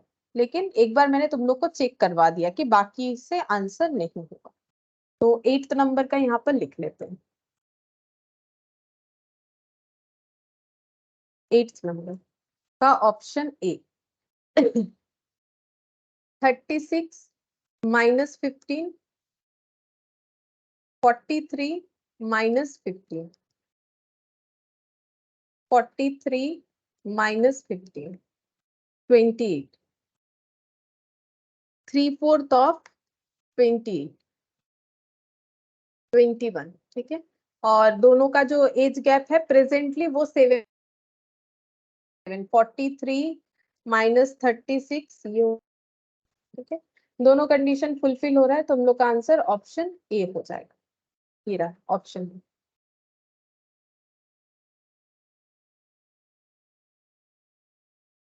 अब 9th number, the sum of the digits of a 3 digit number is 12। बोल रहा है कि 3 डिजिट्स नंबर का सम है 12। अच्छा, क्या इससे हमारा आंसर आ सकता है अगर हम लोग आगे कुछ नहीं पढ़ते हैं? तो ये 3 डिजिट्स के नंबर का सम, ठीक है, डिजिट का सम, 3 डिजिट्स के नंबर में डिजिट्स का sum, the sum of the digits in a 3 digit number, तो ये सभी 3 डिजिट नंबर है, ठीक है। और इसमें 3 डिजिट्स है, 3 डिजिट्स का टोटल बोल रहा है 12 होगा। देखते हैं कौन से डिजिट्स का टोटल। ये देखो पहला 3 + 2 + 7, तो 3 + 2 5, 5 + 7 12 होता है, तो इसमें भी 12 हो रहा है, तो क्या ये आंसर हो जाएगा? नहीं, क्योंकि बाकियों में भी तो चेक करना है। 3 + 7 + 2 अगेन 12, तो फिर तो लग रहा है ये भी आंसर होगा। 2 + 3 + 7 ये भी 12 हो रहा है, तो क्या ये भी आंसर हो जाएगा? 2 + 7 + 3, ये भी 12 है, तो क्या ये भी आंसर हो जाएगा? मतलब सिर्फ इससे नहीं चेक कर सकते हैं कि आंसर कौन सा होगा, आगे पढ़ना मैंडेटरी है। If the digits are reversed, अगर digits reversed हो जा रहे, the number is increased by 495, but reversing only of the tens and unit digits increases the number by 36. ये थर्ड कंडीशन, ठीक है। तो अब सेकेंड कंडीशन से थोड़ा ट्राई करके देखते हैं क्या इससे कुछ काम बनता है। तो बोल रहा है कि if the digits are reverse, जैसे 327 का रिवर्स नंबर हो जाएगा 723, मतलब जस्ट रिवर्स कर देना है। जैसे 27 को क्या लिखते हैं 72, तो 3 डिजिट है तो उसको रिवर्स कैसे करेंगे, 327 है 723 करेंगे, ठीक है। अब बोल रहा है the number is increase by 495, increase तो हुआ क्या 495 से हुआ, चेक करो 723 माइनस 327,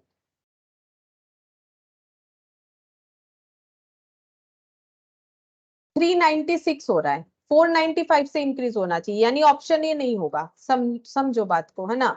हम लोगों ने डिजिट्स को रिवर्स कर लिया, ठीक है। फिर बोल रहा है कि जो ओरिजिनल नंबर और रिवर्स नंबर जो नया बनाया उसमें गैप हमारा 396 का आ रहा है, जबकि आना चाहिए 495 का, मतलब ये ऑप्शन हट गया। इस पे थर्ड कंडीशन चेक करने का कोई मतलब नहीं, क्योंकि जो सेकंड कंडीशन को फुलफिल नहीं कर पा रहा है, फिर थर्ड को करे या ना करे, लेकिन आंसर तो नहीं होगा ना, तीनों कंडीशन फुलफिल होना चाहिए। चलो अब हम लोग 372 पे ट्राई करते हैं। 372 इसका रिवर्स 273, तो बोल रहा है रिवर्स करने से नंबर इंक्रीज होगा, वैसे यहाँ तो डिक्रीज हो गया, सोच के देखो। तो ये डिफरेंस तो कभी मतलब फुलफिल होगा ही नहीं, क्योंकि नंबर तो डिक्रीज हो गया ऑटोमेटिकली, है ना। फिर भी हम एक बार तुम लोग को माइनस करके दिखा देते हैं, देखो 99 आया। ये ना आंसर यहाँ देख के तुम लोग को क्रॉस कर देना चाहिए, बी का आगे का चेकिंग करना ही नहीं चाहिए माइनस करके। क्यों, बात देखो क्या बोल रहा है, हम लोग का नंबर जो है रिवर्स होने पे इंक्रीज होना चाहिए, बट यहाँ रिवर्स होने पे नंबर 372 से 273 डिक्रीज हो गया। इसका मतलब कभी भी इंक्रीज 495 तो आएगा ही नहीं, है ना। तो इसीलिए ये आंसर वैसे भी नहीं होने वाला, यहाँ पर ही कंडीशन फुलफिल नहीं कर रहा है, तो ऑप्शन बी भी नहीं होगा। ऑप्शन सी से देखते हैं 237, इसका रिवर्स करने पे नंबर बढ़ता है, ठीक है, लेकिन क्या 495 से बढ़ता है, ये देखो 732 माइनस 237, चेक करते हैं 732 माइनस 237, हाँ 495 से बढ़ा, तो हमें थर्ड कंडीशन चेक करके कंफर्म करना पड़ेगा कि यही आंसर होगा कि नहीं होगा, ठीक है। सेकंड कंडीशन फुलफिल कर लिया, फर्स्ट कंडीशन तो सारे ही फुलफिल कर रहे थे। अच्छा, अब थर्ड कंडीशन क्या बोला है, reversing only the tens and unit digit, ठीक है। तो 237 का ये यूनिट डिजिट है, ये टेंथ वाला डिजिट है, ये 100th वाला डिजिट है। Reversing only the tens and unit digit, मतलब 2 अपना जैसा है वैसा ही रहेगा, 37 में इंटरचेंज होगा, मतलब 73। द नंबर इंक्रीज, यहाँ पर बोल रहा है digits increase the number by 36, मतलब नंबर 36 से बढ़ जाएगा। देखते हैं 273 माइनस 237, क्या इनका डिफरेंस 36 आता है? हाँ आ रहा है, ठीक है। तो इसका मतलब आंसर सी हो जाएगा। जब हम लोगों ने रिवर्स कर दिया सिर्फ और सिर्फ टेंथ डिजिट और यूनिट डिजिट्स को, तो नंबर 36 से बढ़ जा रहा है, क्योंकि जो नया नंबर है वो 36 ज्यादा है पुराने वाले नंबर से, तो कंडीशन फुलफिल किया, यानी ऑप्शन सी होगा। ऑप्शन डी क्यों नहीं होगा, वो एक बार देख लो, ऑप्शन डी क्यों नहीं होगा। 273 का पहला बात है, सेकंड कंडीशन पे पहले चलते, इसको रिवर्स करने से आता है 372, 372 और 273 का डिफरेंस 99 होता है, जबकि हमें 495 चाहिए, तो ऑप्शन डी भी नहीं होगा। इसका मतलब आंसर ऑप्शन सी हो जाएगा। अब देखो के दिखा देते हैं, ऑप्शन सी जो हम लोगों ने किया ना उसको यहाँ पर चेक करके दिखा देते हैं और एक बार।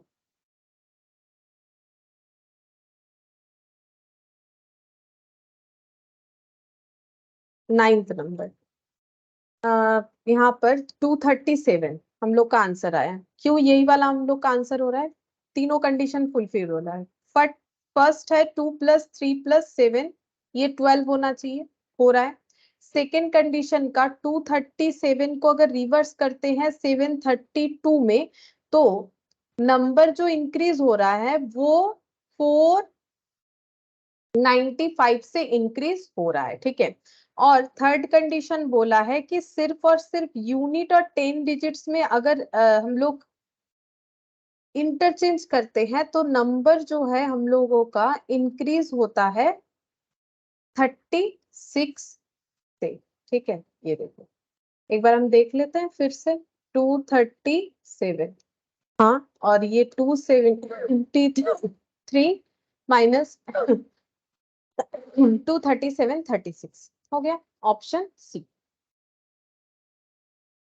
10th नंबर देखो क्या बोला है, two numbers are such that, दो नंबर्स ऐसे हैं that twice the greater number exceeds twice the smaller one by 18, मतलब ग्रेटर नंबर का 2 गुना स्मॉलर नंबर के 2 गुने से 18 जाता है। पहले इस कंडीशन पे देखते हैं, ठीक है। ये दो नंबर है, ठीक है।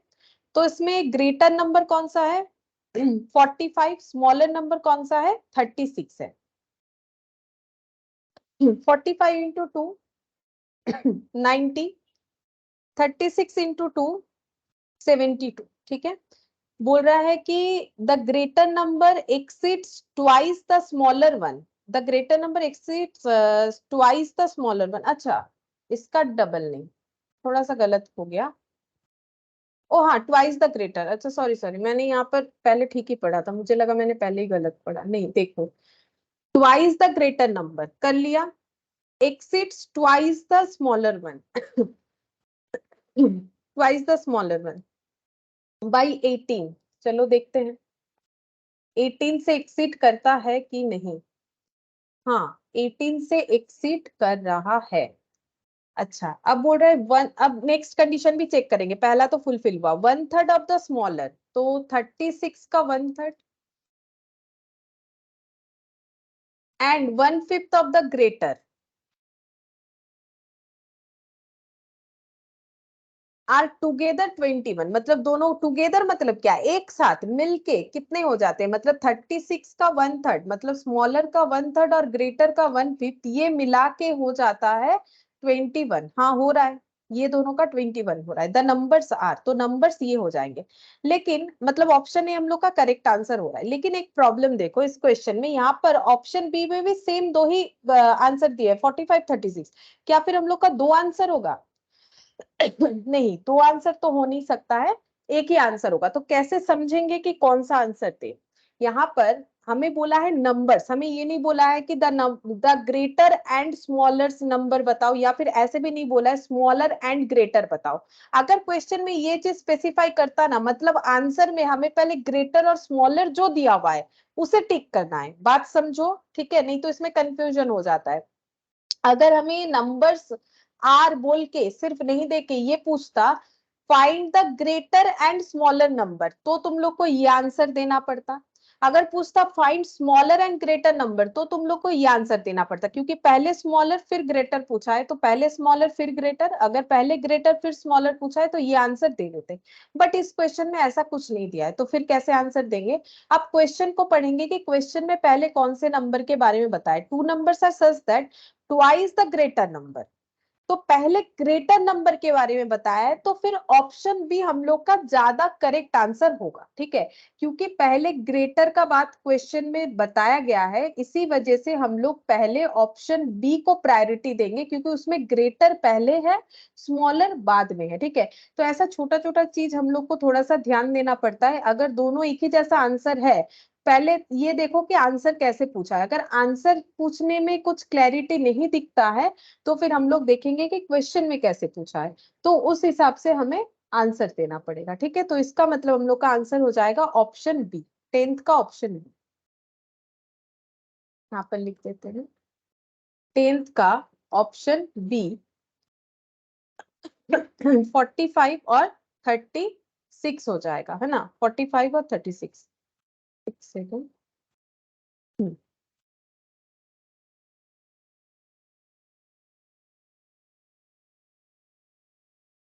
45 और 36, अब हम इसको लिख देते हैं, क्यों यही वाला हम लोग का आंसर है, क्योंकि ट्वाइस द ग्रेटर नंबर, ये देखो ट्वाइस द ग्रेटर नंबर, पहला कंडीशन,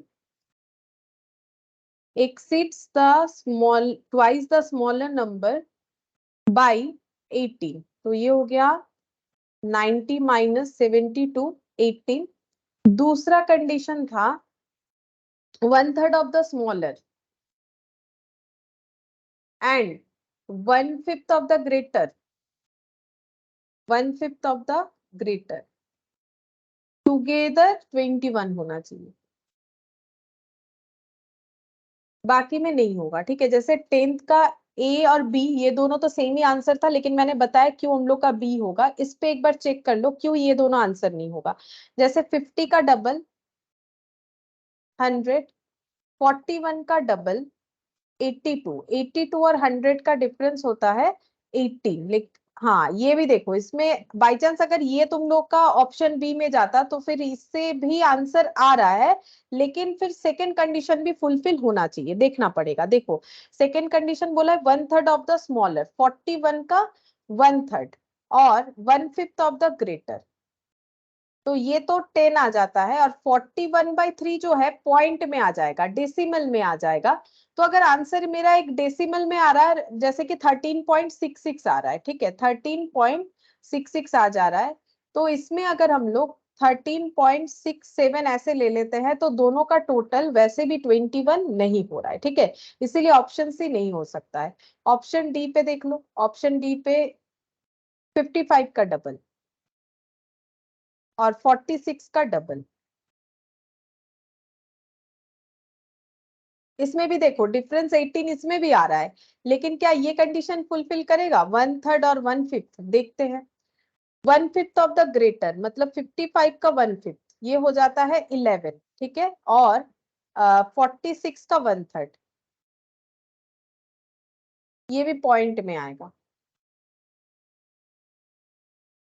हाँ ये देखो पॉइंट में आ गया 15.333 15.33, और ये दोनों का टोटल करने से 26.33 आएगा, 21 तो नहीं आ रहा है, तो इसका मतलब ऑप्शन डी हम लोग का आंसर नहीं होगा। ठीक है, वैसे भी एक आंसर हो गया तो नहीं होगा, लेकिन एक बार मैंने चेक करवा दिया। ठीक है, अच्छा फिर 11th number, the demand and supply equation for a certain commodity are this one. ठीक है, डिमांड और सप्लाई जो तुम लोग नॉर्मली क्या बोलते हैं इकोनॉमिक्स में पढ़ते हो, ठीक है, मतलब या फिर पढ़ोगे अभी अगर नहीं हुआ है तो यहाँ पर एक इक्वेशन बना है, ये बोल रहा है डिमांड सप्लाई का इक्वेशन है। ठीक है, एंड पी, पी का मतलब होता है प्राइस, प्राइस अगर इतना है, where P is the market price, बता भी दिया वैसे भी पी प्राइस होता है, and Q is the quantity, Q अगर क्वांटिटी है, then the equilibrium price and quantity, equilibrium price and quantity का मतलब है कि प्राइस और क्वांटिटी जो है हम लोग का क्या हो जाएगा, इक्विलिब्रियम सिचुएशन में आ जाएगा। ठीक है,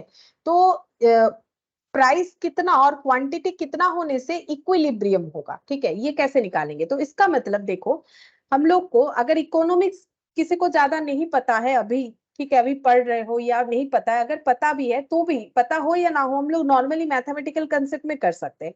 जैसे हमें पूछा है कि the equilibrium price and quantity are, तो इसका मतलब ये सारे आंसर प्राइस और क्वांटिटी के बेसिस पे दिए हुए हैं, यानी पी और क्यू का। तो price 2, quantity 3/4, price 3, quantity half, price 5, quantity 3/5, और नन ऑफ दिस, ये चार में से कोई एक ऑप्शन हम लोग का होगा। इक्विलिब्रियम मतलब जब इक्वल हो जाएगा, ठीक है, प्राइस और क्वांटिटी इक्वल हो जाएगा। तो यहाँ पर हम लोग देखो अगर P फॉर प्राइस है, ये 2 जो है इसका आंसर है, और ये इसका आंसर यहाँ पर लगाने से ये दोनों इक्वल होना चाहिए। इक्विलिब्रियम का मतलब ये इक्वेशन को सेटिस्फाई करना चाहिए, मतलब ये देखो यहाँ पर लिखते हैं 11, P इक्वल टू है Q/3 प्लस 7/4। ठीक है, अच्छा P का मतलब क्या है, अगर हम लोग ऑप्शन ए से ट्राई करते हैं, ठीक है, तो 2,3/4, चलो चेक करके देखते हैं ये सेटिस्फाई होगा कि नहीं। तो प्राइस और क्वांटिटी, तो ये प्राइस है मतलब P का वैल्यू 2 है, Q का वैल्यू अगर 3/4 है, इसे सॉल्व करने से कितना मिलेगा ये देखते हैं। अगर 2 मिल जाता है, अगर ये इक्वल हो जाता है, तो फिर आंसर हम लोग का यही होगा। तो 3/4 into 1/3 plus 7/4, 3 cancel out, 1/4 plus 7/4, 8/4, मतलब कितना हो गया, 2 हो गया। मतलब ये दोनों तो इसका मतलब ये मेरा आंसर हो सकता है, ठीक है, ये मेरा आराम से आंसर हो सकता है, बाकी यू में भी चेक कर देंगे, ये आंसर होगा। अच्छा, इस पे भी तुम लोग चेक करके देख सकते हो, इस पे भी सेम होना चाहिए, ठीक है। 4Q प्लस 7P, ये लो 4Q प्लस 7P, इस पे भी चेक कर लेते हैं। इक्वल मेरा होना चाहिए 17, क्या ऐसा हो रहा है, चेक करते हैं। 4 इंटू Q का मतलब 3/4, Q क्वांटिटी है, क्वांटिटी बाद में लिखा हुआ है। 7 इंटू 2 14, तो ये देखो 3 प्लस 14 यानी 17 हो गया। तो यही मेरा आंसर होगा, क्योंकि दोनों कंडीशन को फुलफिल कर रहा है। क्या बाकियों में फुलफिल नहीं करेगा? चलो चेक करके देखते हैं। ये 3 जो है ये P का वैल्यू है, तो ये इसमें पुट करके सॉल्व करने से 3 आना चाहिए। तो 1/2 डिवाइडेड बाई 3 7/4, तो 1/2 इंटू 1/3, तो 1/6 प्लस 7/4। इसको सॉल्व करने से 3 नहीं आ सकता है, देख सकते हो। 6 और 4 का एलसीएम कर लो, 12 21, 23/12, जो कि सॉल्व करने से कभी 3 नहीं आएगा, तो ऑप्शन बी नहीं होगा। ऑप्शन सी देखो, ये 5 और 3/5, चलो चेक कर लेते हैं एक बार, इसको भी चेक कर लेते हैं। ये देखो 3/5 इसमें पुट करते हैं, 3/5 होल डिवाइडेड बाई 3 प्लस 7/4, तो 3/5 into 1/3 plus 7/4, 3 cancel out, 1/5 plus 7/4, 4 और 5 का एलसीएम 20 होगा, नहीं जाने पे मल्टीप्लाई होता है। 4 प्लस ये हो गया 35, 39/20। इसको सॉल्व करने से कभी 5 नहीं आ सकता है, ठीक है, इसीलिए हम लोग का आंसर क्या हो जाएगा, ऑप्शन ए, ठीक है। ऑप्शन ए में हम लोग का आंसर आ रहा है। इसका मतलब प्राइस 2 और क्वांटिटी 3/4 होने से हम लोग का इक्विलिब्रियम सिचुएशन बिल्डअप हो सकता है, तो ये हम लोग का आंसर होगा। और हम लोग का साइमल्टेनियस इक्वेशंस पे जो अब हम लोग जो है दिख रहा है क्वाड्रेटिक इक्वेशन, जो सबसे ज्यादा इंपॉर्टेंट है, ठीक है। क्वेश्चन इक्वेशन पे इसी से सबसे ज्यादा आता है, ठीक है। इसका मतलब ये नहीं कि बाकियों से नहीं आता है, आ भी सकता है, ठीक है, लेकिन इससे ज्यादा आता है। Quadratic equation, types of equation कर रहे थे। क्वाड्रेटिक का मतलब होता है दो, ठीक है। जैसे क्यूब का मतलब 3 होता है, क्वाड्रेटिक का मतलब 2 होता है, ठीक है। तो जिस इक्वेशन का डिग्री जो है वो 2 है, उसको हम लोग बोलते हैं क्वाड्रेटिक इक्वेशन। ये हम लोगों ने फर्स्ट क्लास में पढ़ भी लिया था। अब देखो यहाँ पर हम लोग फिर नया क्या क्या पढ़ेंगे क्वाड्रेटिक इक्वेशन में। देखो यहाँ पर हम लोग को पढ़ना है, ये देखो यहाँ पर इसका हम एक फॉर्मेट लिखाते हैं। एक्चुअली ये जो क्वाड्रेटिक लैंग्वेज है ना, जो हम बोल रहे थे, ये एक्चुअली लैटिन वर्ड है, ठीक है। ये देखो ये लैटिन वर्ड है। एक्चुअली इसका वर्ड जो है वो है क्वाड्रेटस, मुझे जितना याद आ रहा है, ठीक है। क्वाड्रेटस, हाँ क्वाड्रेटस ही है, क्वाड्रेटस है, ठीक है, क्वाड्रेटस। और क्वाड्रेटस का एक्चुअली मतलब होता है स्क्वायर, ठीक है। ये इंग्लिश में हो गया, ये लैटिन वर्ड है क्वाड्रेटस, और इसी से इस इक्वेशन का नाम हुआ क्वाड्रेटिक इक्वेशन, ठीक है। इसका मतलब जिस इक्वेशन का हाईएस्ट पावर 2 होता है उसे हम लोग बोलते हैं क्वाड्रेटिक इक्वेशन। इसके बारे में हम लोगों ने एक बार डिस्कस भी किया है। और पावर का मतलब ये देखो, जैसे एक्स स्क्वेयर, ठीक है, तो ये स्क्वेयर, ये जो 2 लिखा हुआ है, इसे हम लोग क्या बोल सकते हैं, इसे डिग्री बोल लो, पावर बोल लो, ठीक है। और पावर अगर इसका 2 है तो इसे क्वाड्रेटिक इक्वेशन, और ये एक्स को हम लोग क्या बोलते हैं, बेस बोलते हैं, ठीक है। एक्स टू दी पावर 2 ऐसे करके बोलते हैं, या एक्स का स्क्वायर बोलते हैं, ये बेस, और इसे हम लोग पावर बोलते हैं। अब इसका फॉर्मेशन कैसा होता है, ये देखो फॉर्मेशन इस इक्वेशन का, इसको हम फिर से डिटेल्स में इसीलिए बता रहे हैं क्योंकि देखो हमें इसको अलग से पढ़ना ही है, इसीलिए। फॉर्मेशन इसका कैसे होता है, जो जनरल फॉर्मेशन है वो कुछ ऐसे होता है, a x square plus b x plus c equal 0, ठीक है। जहां पर ए का मतलब क्या हो गया, ए को क्या बोलते हैं, ए को बोलते हैं, इसको ऐसे रीड किया जाता है, जैसे तुम लोग इसको क्या बोलते हो, एक्स स्क्वेयर, या फिर बोलते हो एक्स टू दी पावर 2। तो अगर ए एक्स स्क्वेयर है तो ए को क्या बोलते हैं, ए को बोला जाता है कोफिशिएंट, मैथमेटिकली इसको बोलते हैं coefficient, coefficient of x square. और इसे कांस्टेंट भी बोलते हैं। क्यों? क्योंकि ये कांस्टेंट वैल्यू होता है। बी को क्या बोलते हैं? Coefficient of x and constant.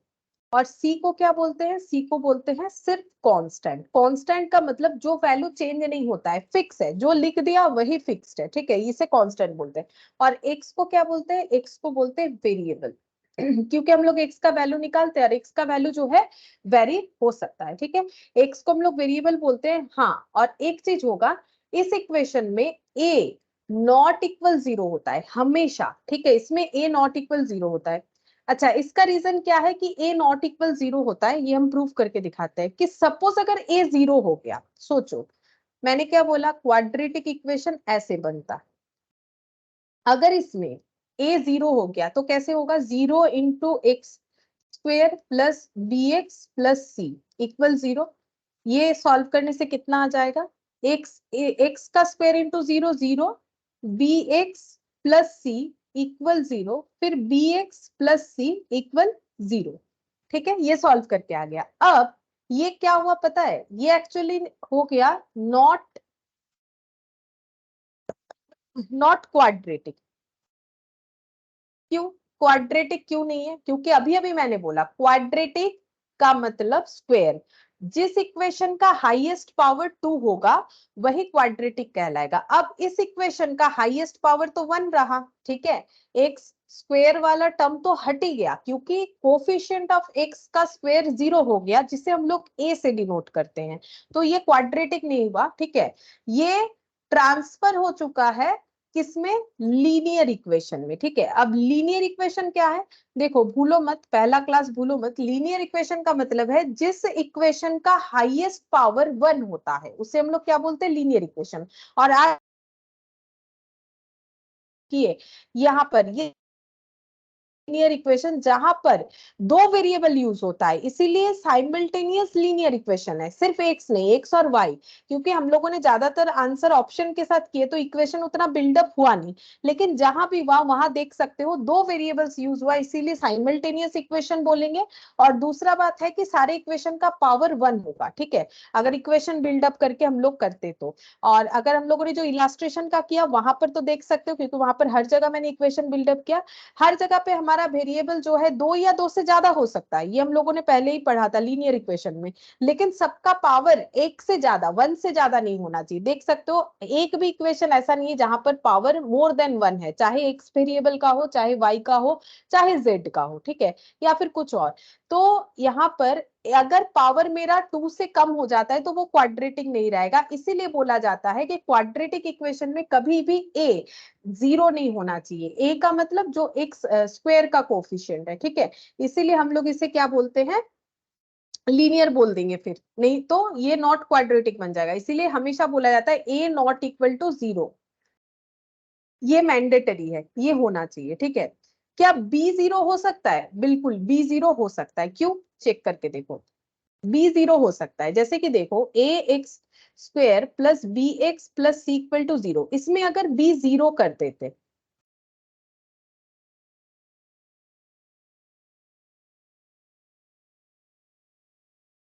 तो इक्वेशन कैसा बना?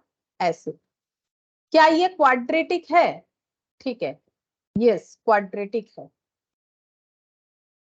क्यों?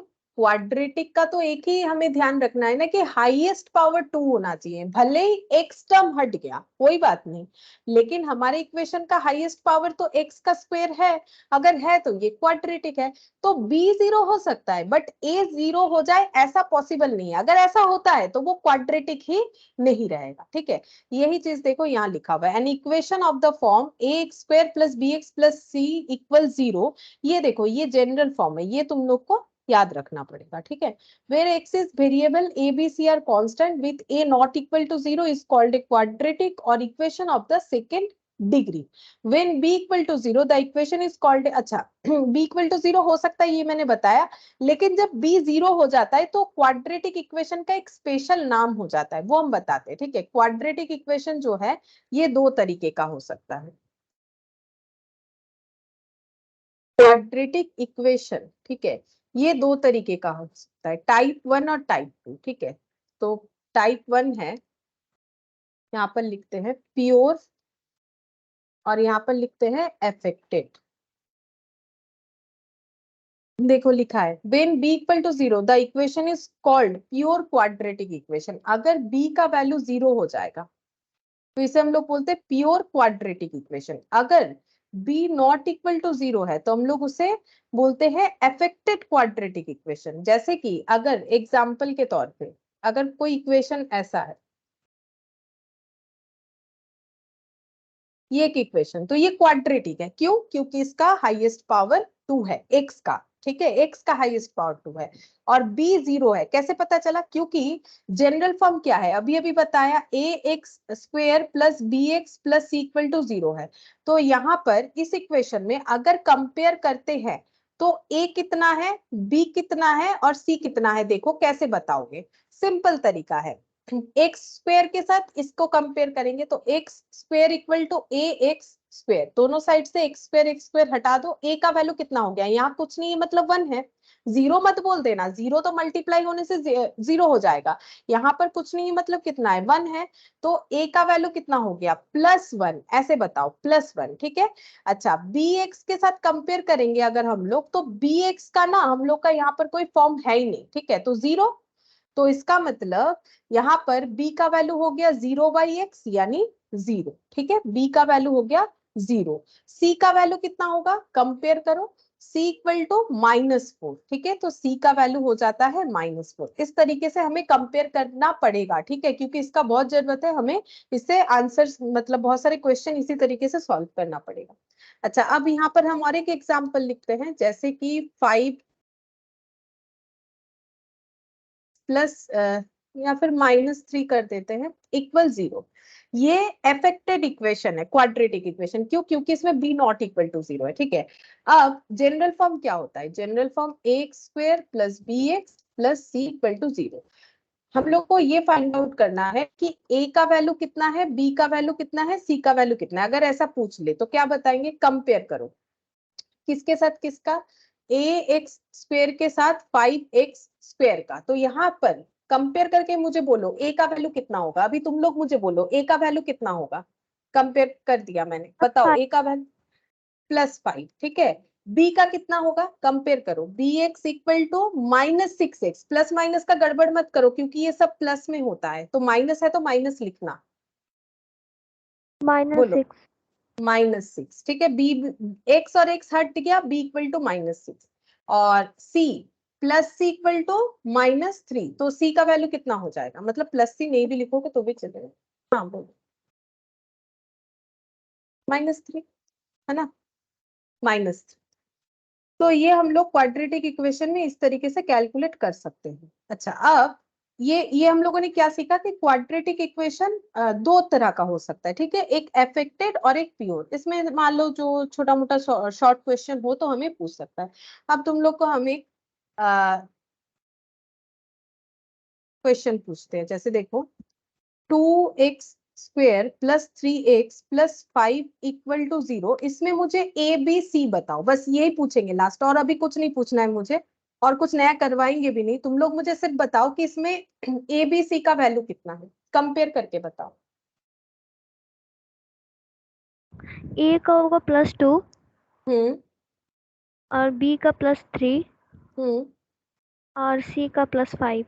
हम्म देखो ये प्लस प्लस वाला है ना, तो इसमें कुछ ज्यादा दिक्कत नहीं है, ठीक है, आसानी से हम लोग बोल सकते हैं ये सही होना चाहिए था, ठीक है। हम लोग कैसे करके बताएंगे, a x square plus b x plus c से कंपेयर करके, मैंने सिखाया। नेक्स्ट देखो x square minus x equal to 0, इसमें बता दो ए बी सी कितना होगा। ए होगा 1। +1 बोलने के लिए हम इसीलिए बोल रहे हैं ताकि प्लस माइनस का ध्यान रहे। बी का, बी -1 हाँ, और सी 0। सी 0, सही बात है। अच्छा और एक लेते हैं question, 5x square minus 6x minus 3 equal to 0। इसमें भी बताओ ए बी सी।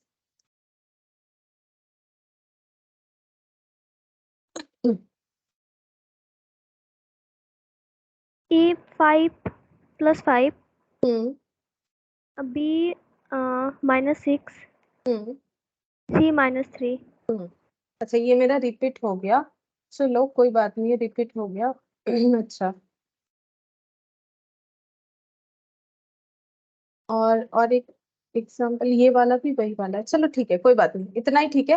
कंपेयर करने के लिए तुम लोग, मैंने जैसे सिखाया ना वैसे तुम लोग थोड़ा सा कोशिश, मतलब घर पे इसका पूरा ध्यान से देखो कि क्यों ऐसा कंपेयर करने से ऐसा आ रहा है। तुम लोग को क्या करना है, सिंपल कोई भी इक्वेशन लोगे, ए एक्स स्क्वेयर बी एक्स और सी को अलग अलग लिख लेना है और अपने अपने जगह के हिसाब से उसे कंपेयर करना है। कैसे, जैसे ये 2x स्क्वेयर, ठीक है, तो एक्स स्क्वेयर हटा दो, ए का वैल्यू 2 आ जाएगा, ऑटोमेटिक दिखेगा, ठीक है।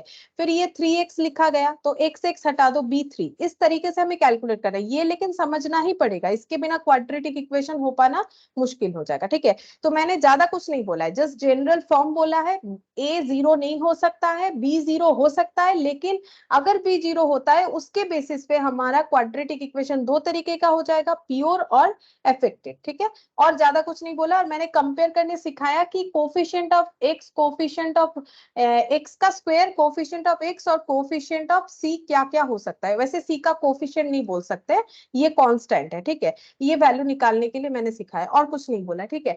बाकी क्वाड्रेटिक इक्वेशन पे जो भी हम लोग डिटेल्स में जो है नेक्स्ट क्लास यानी वेडनेसडे करेंगे। आज हम लोग इतना ही करते हैं, ठीक है फिर।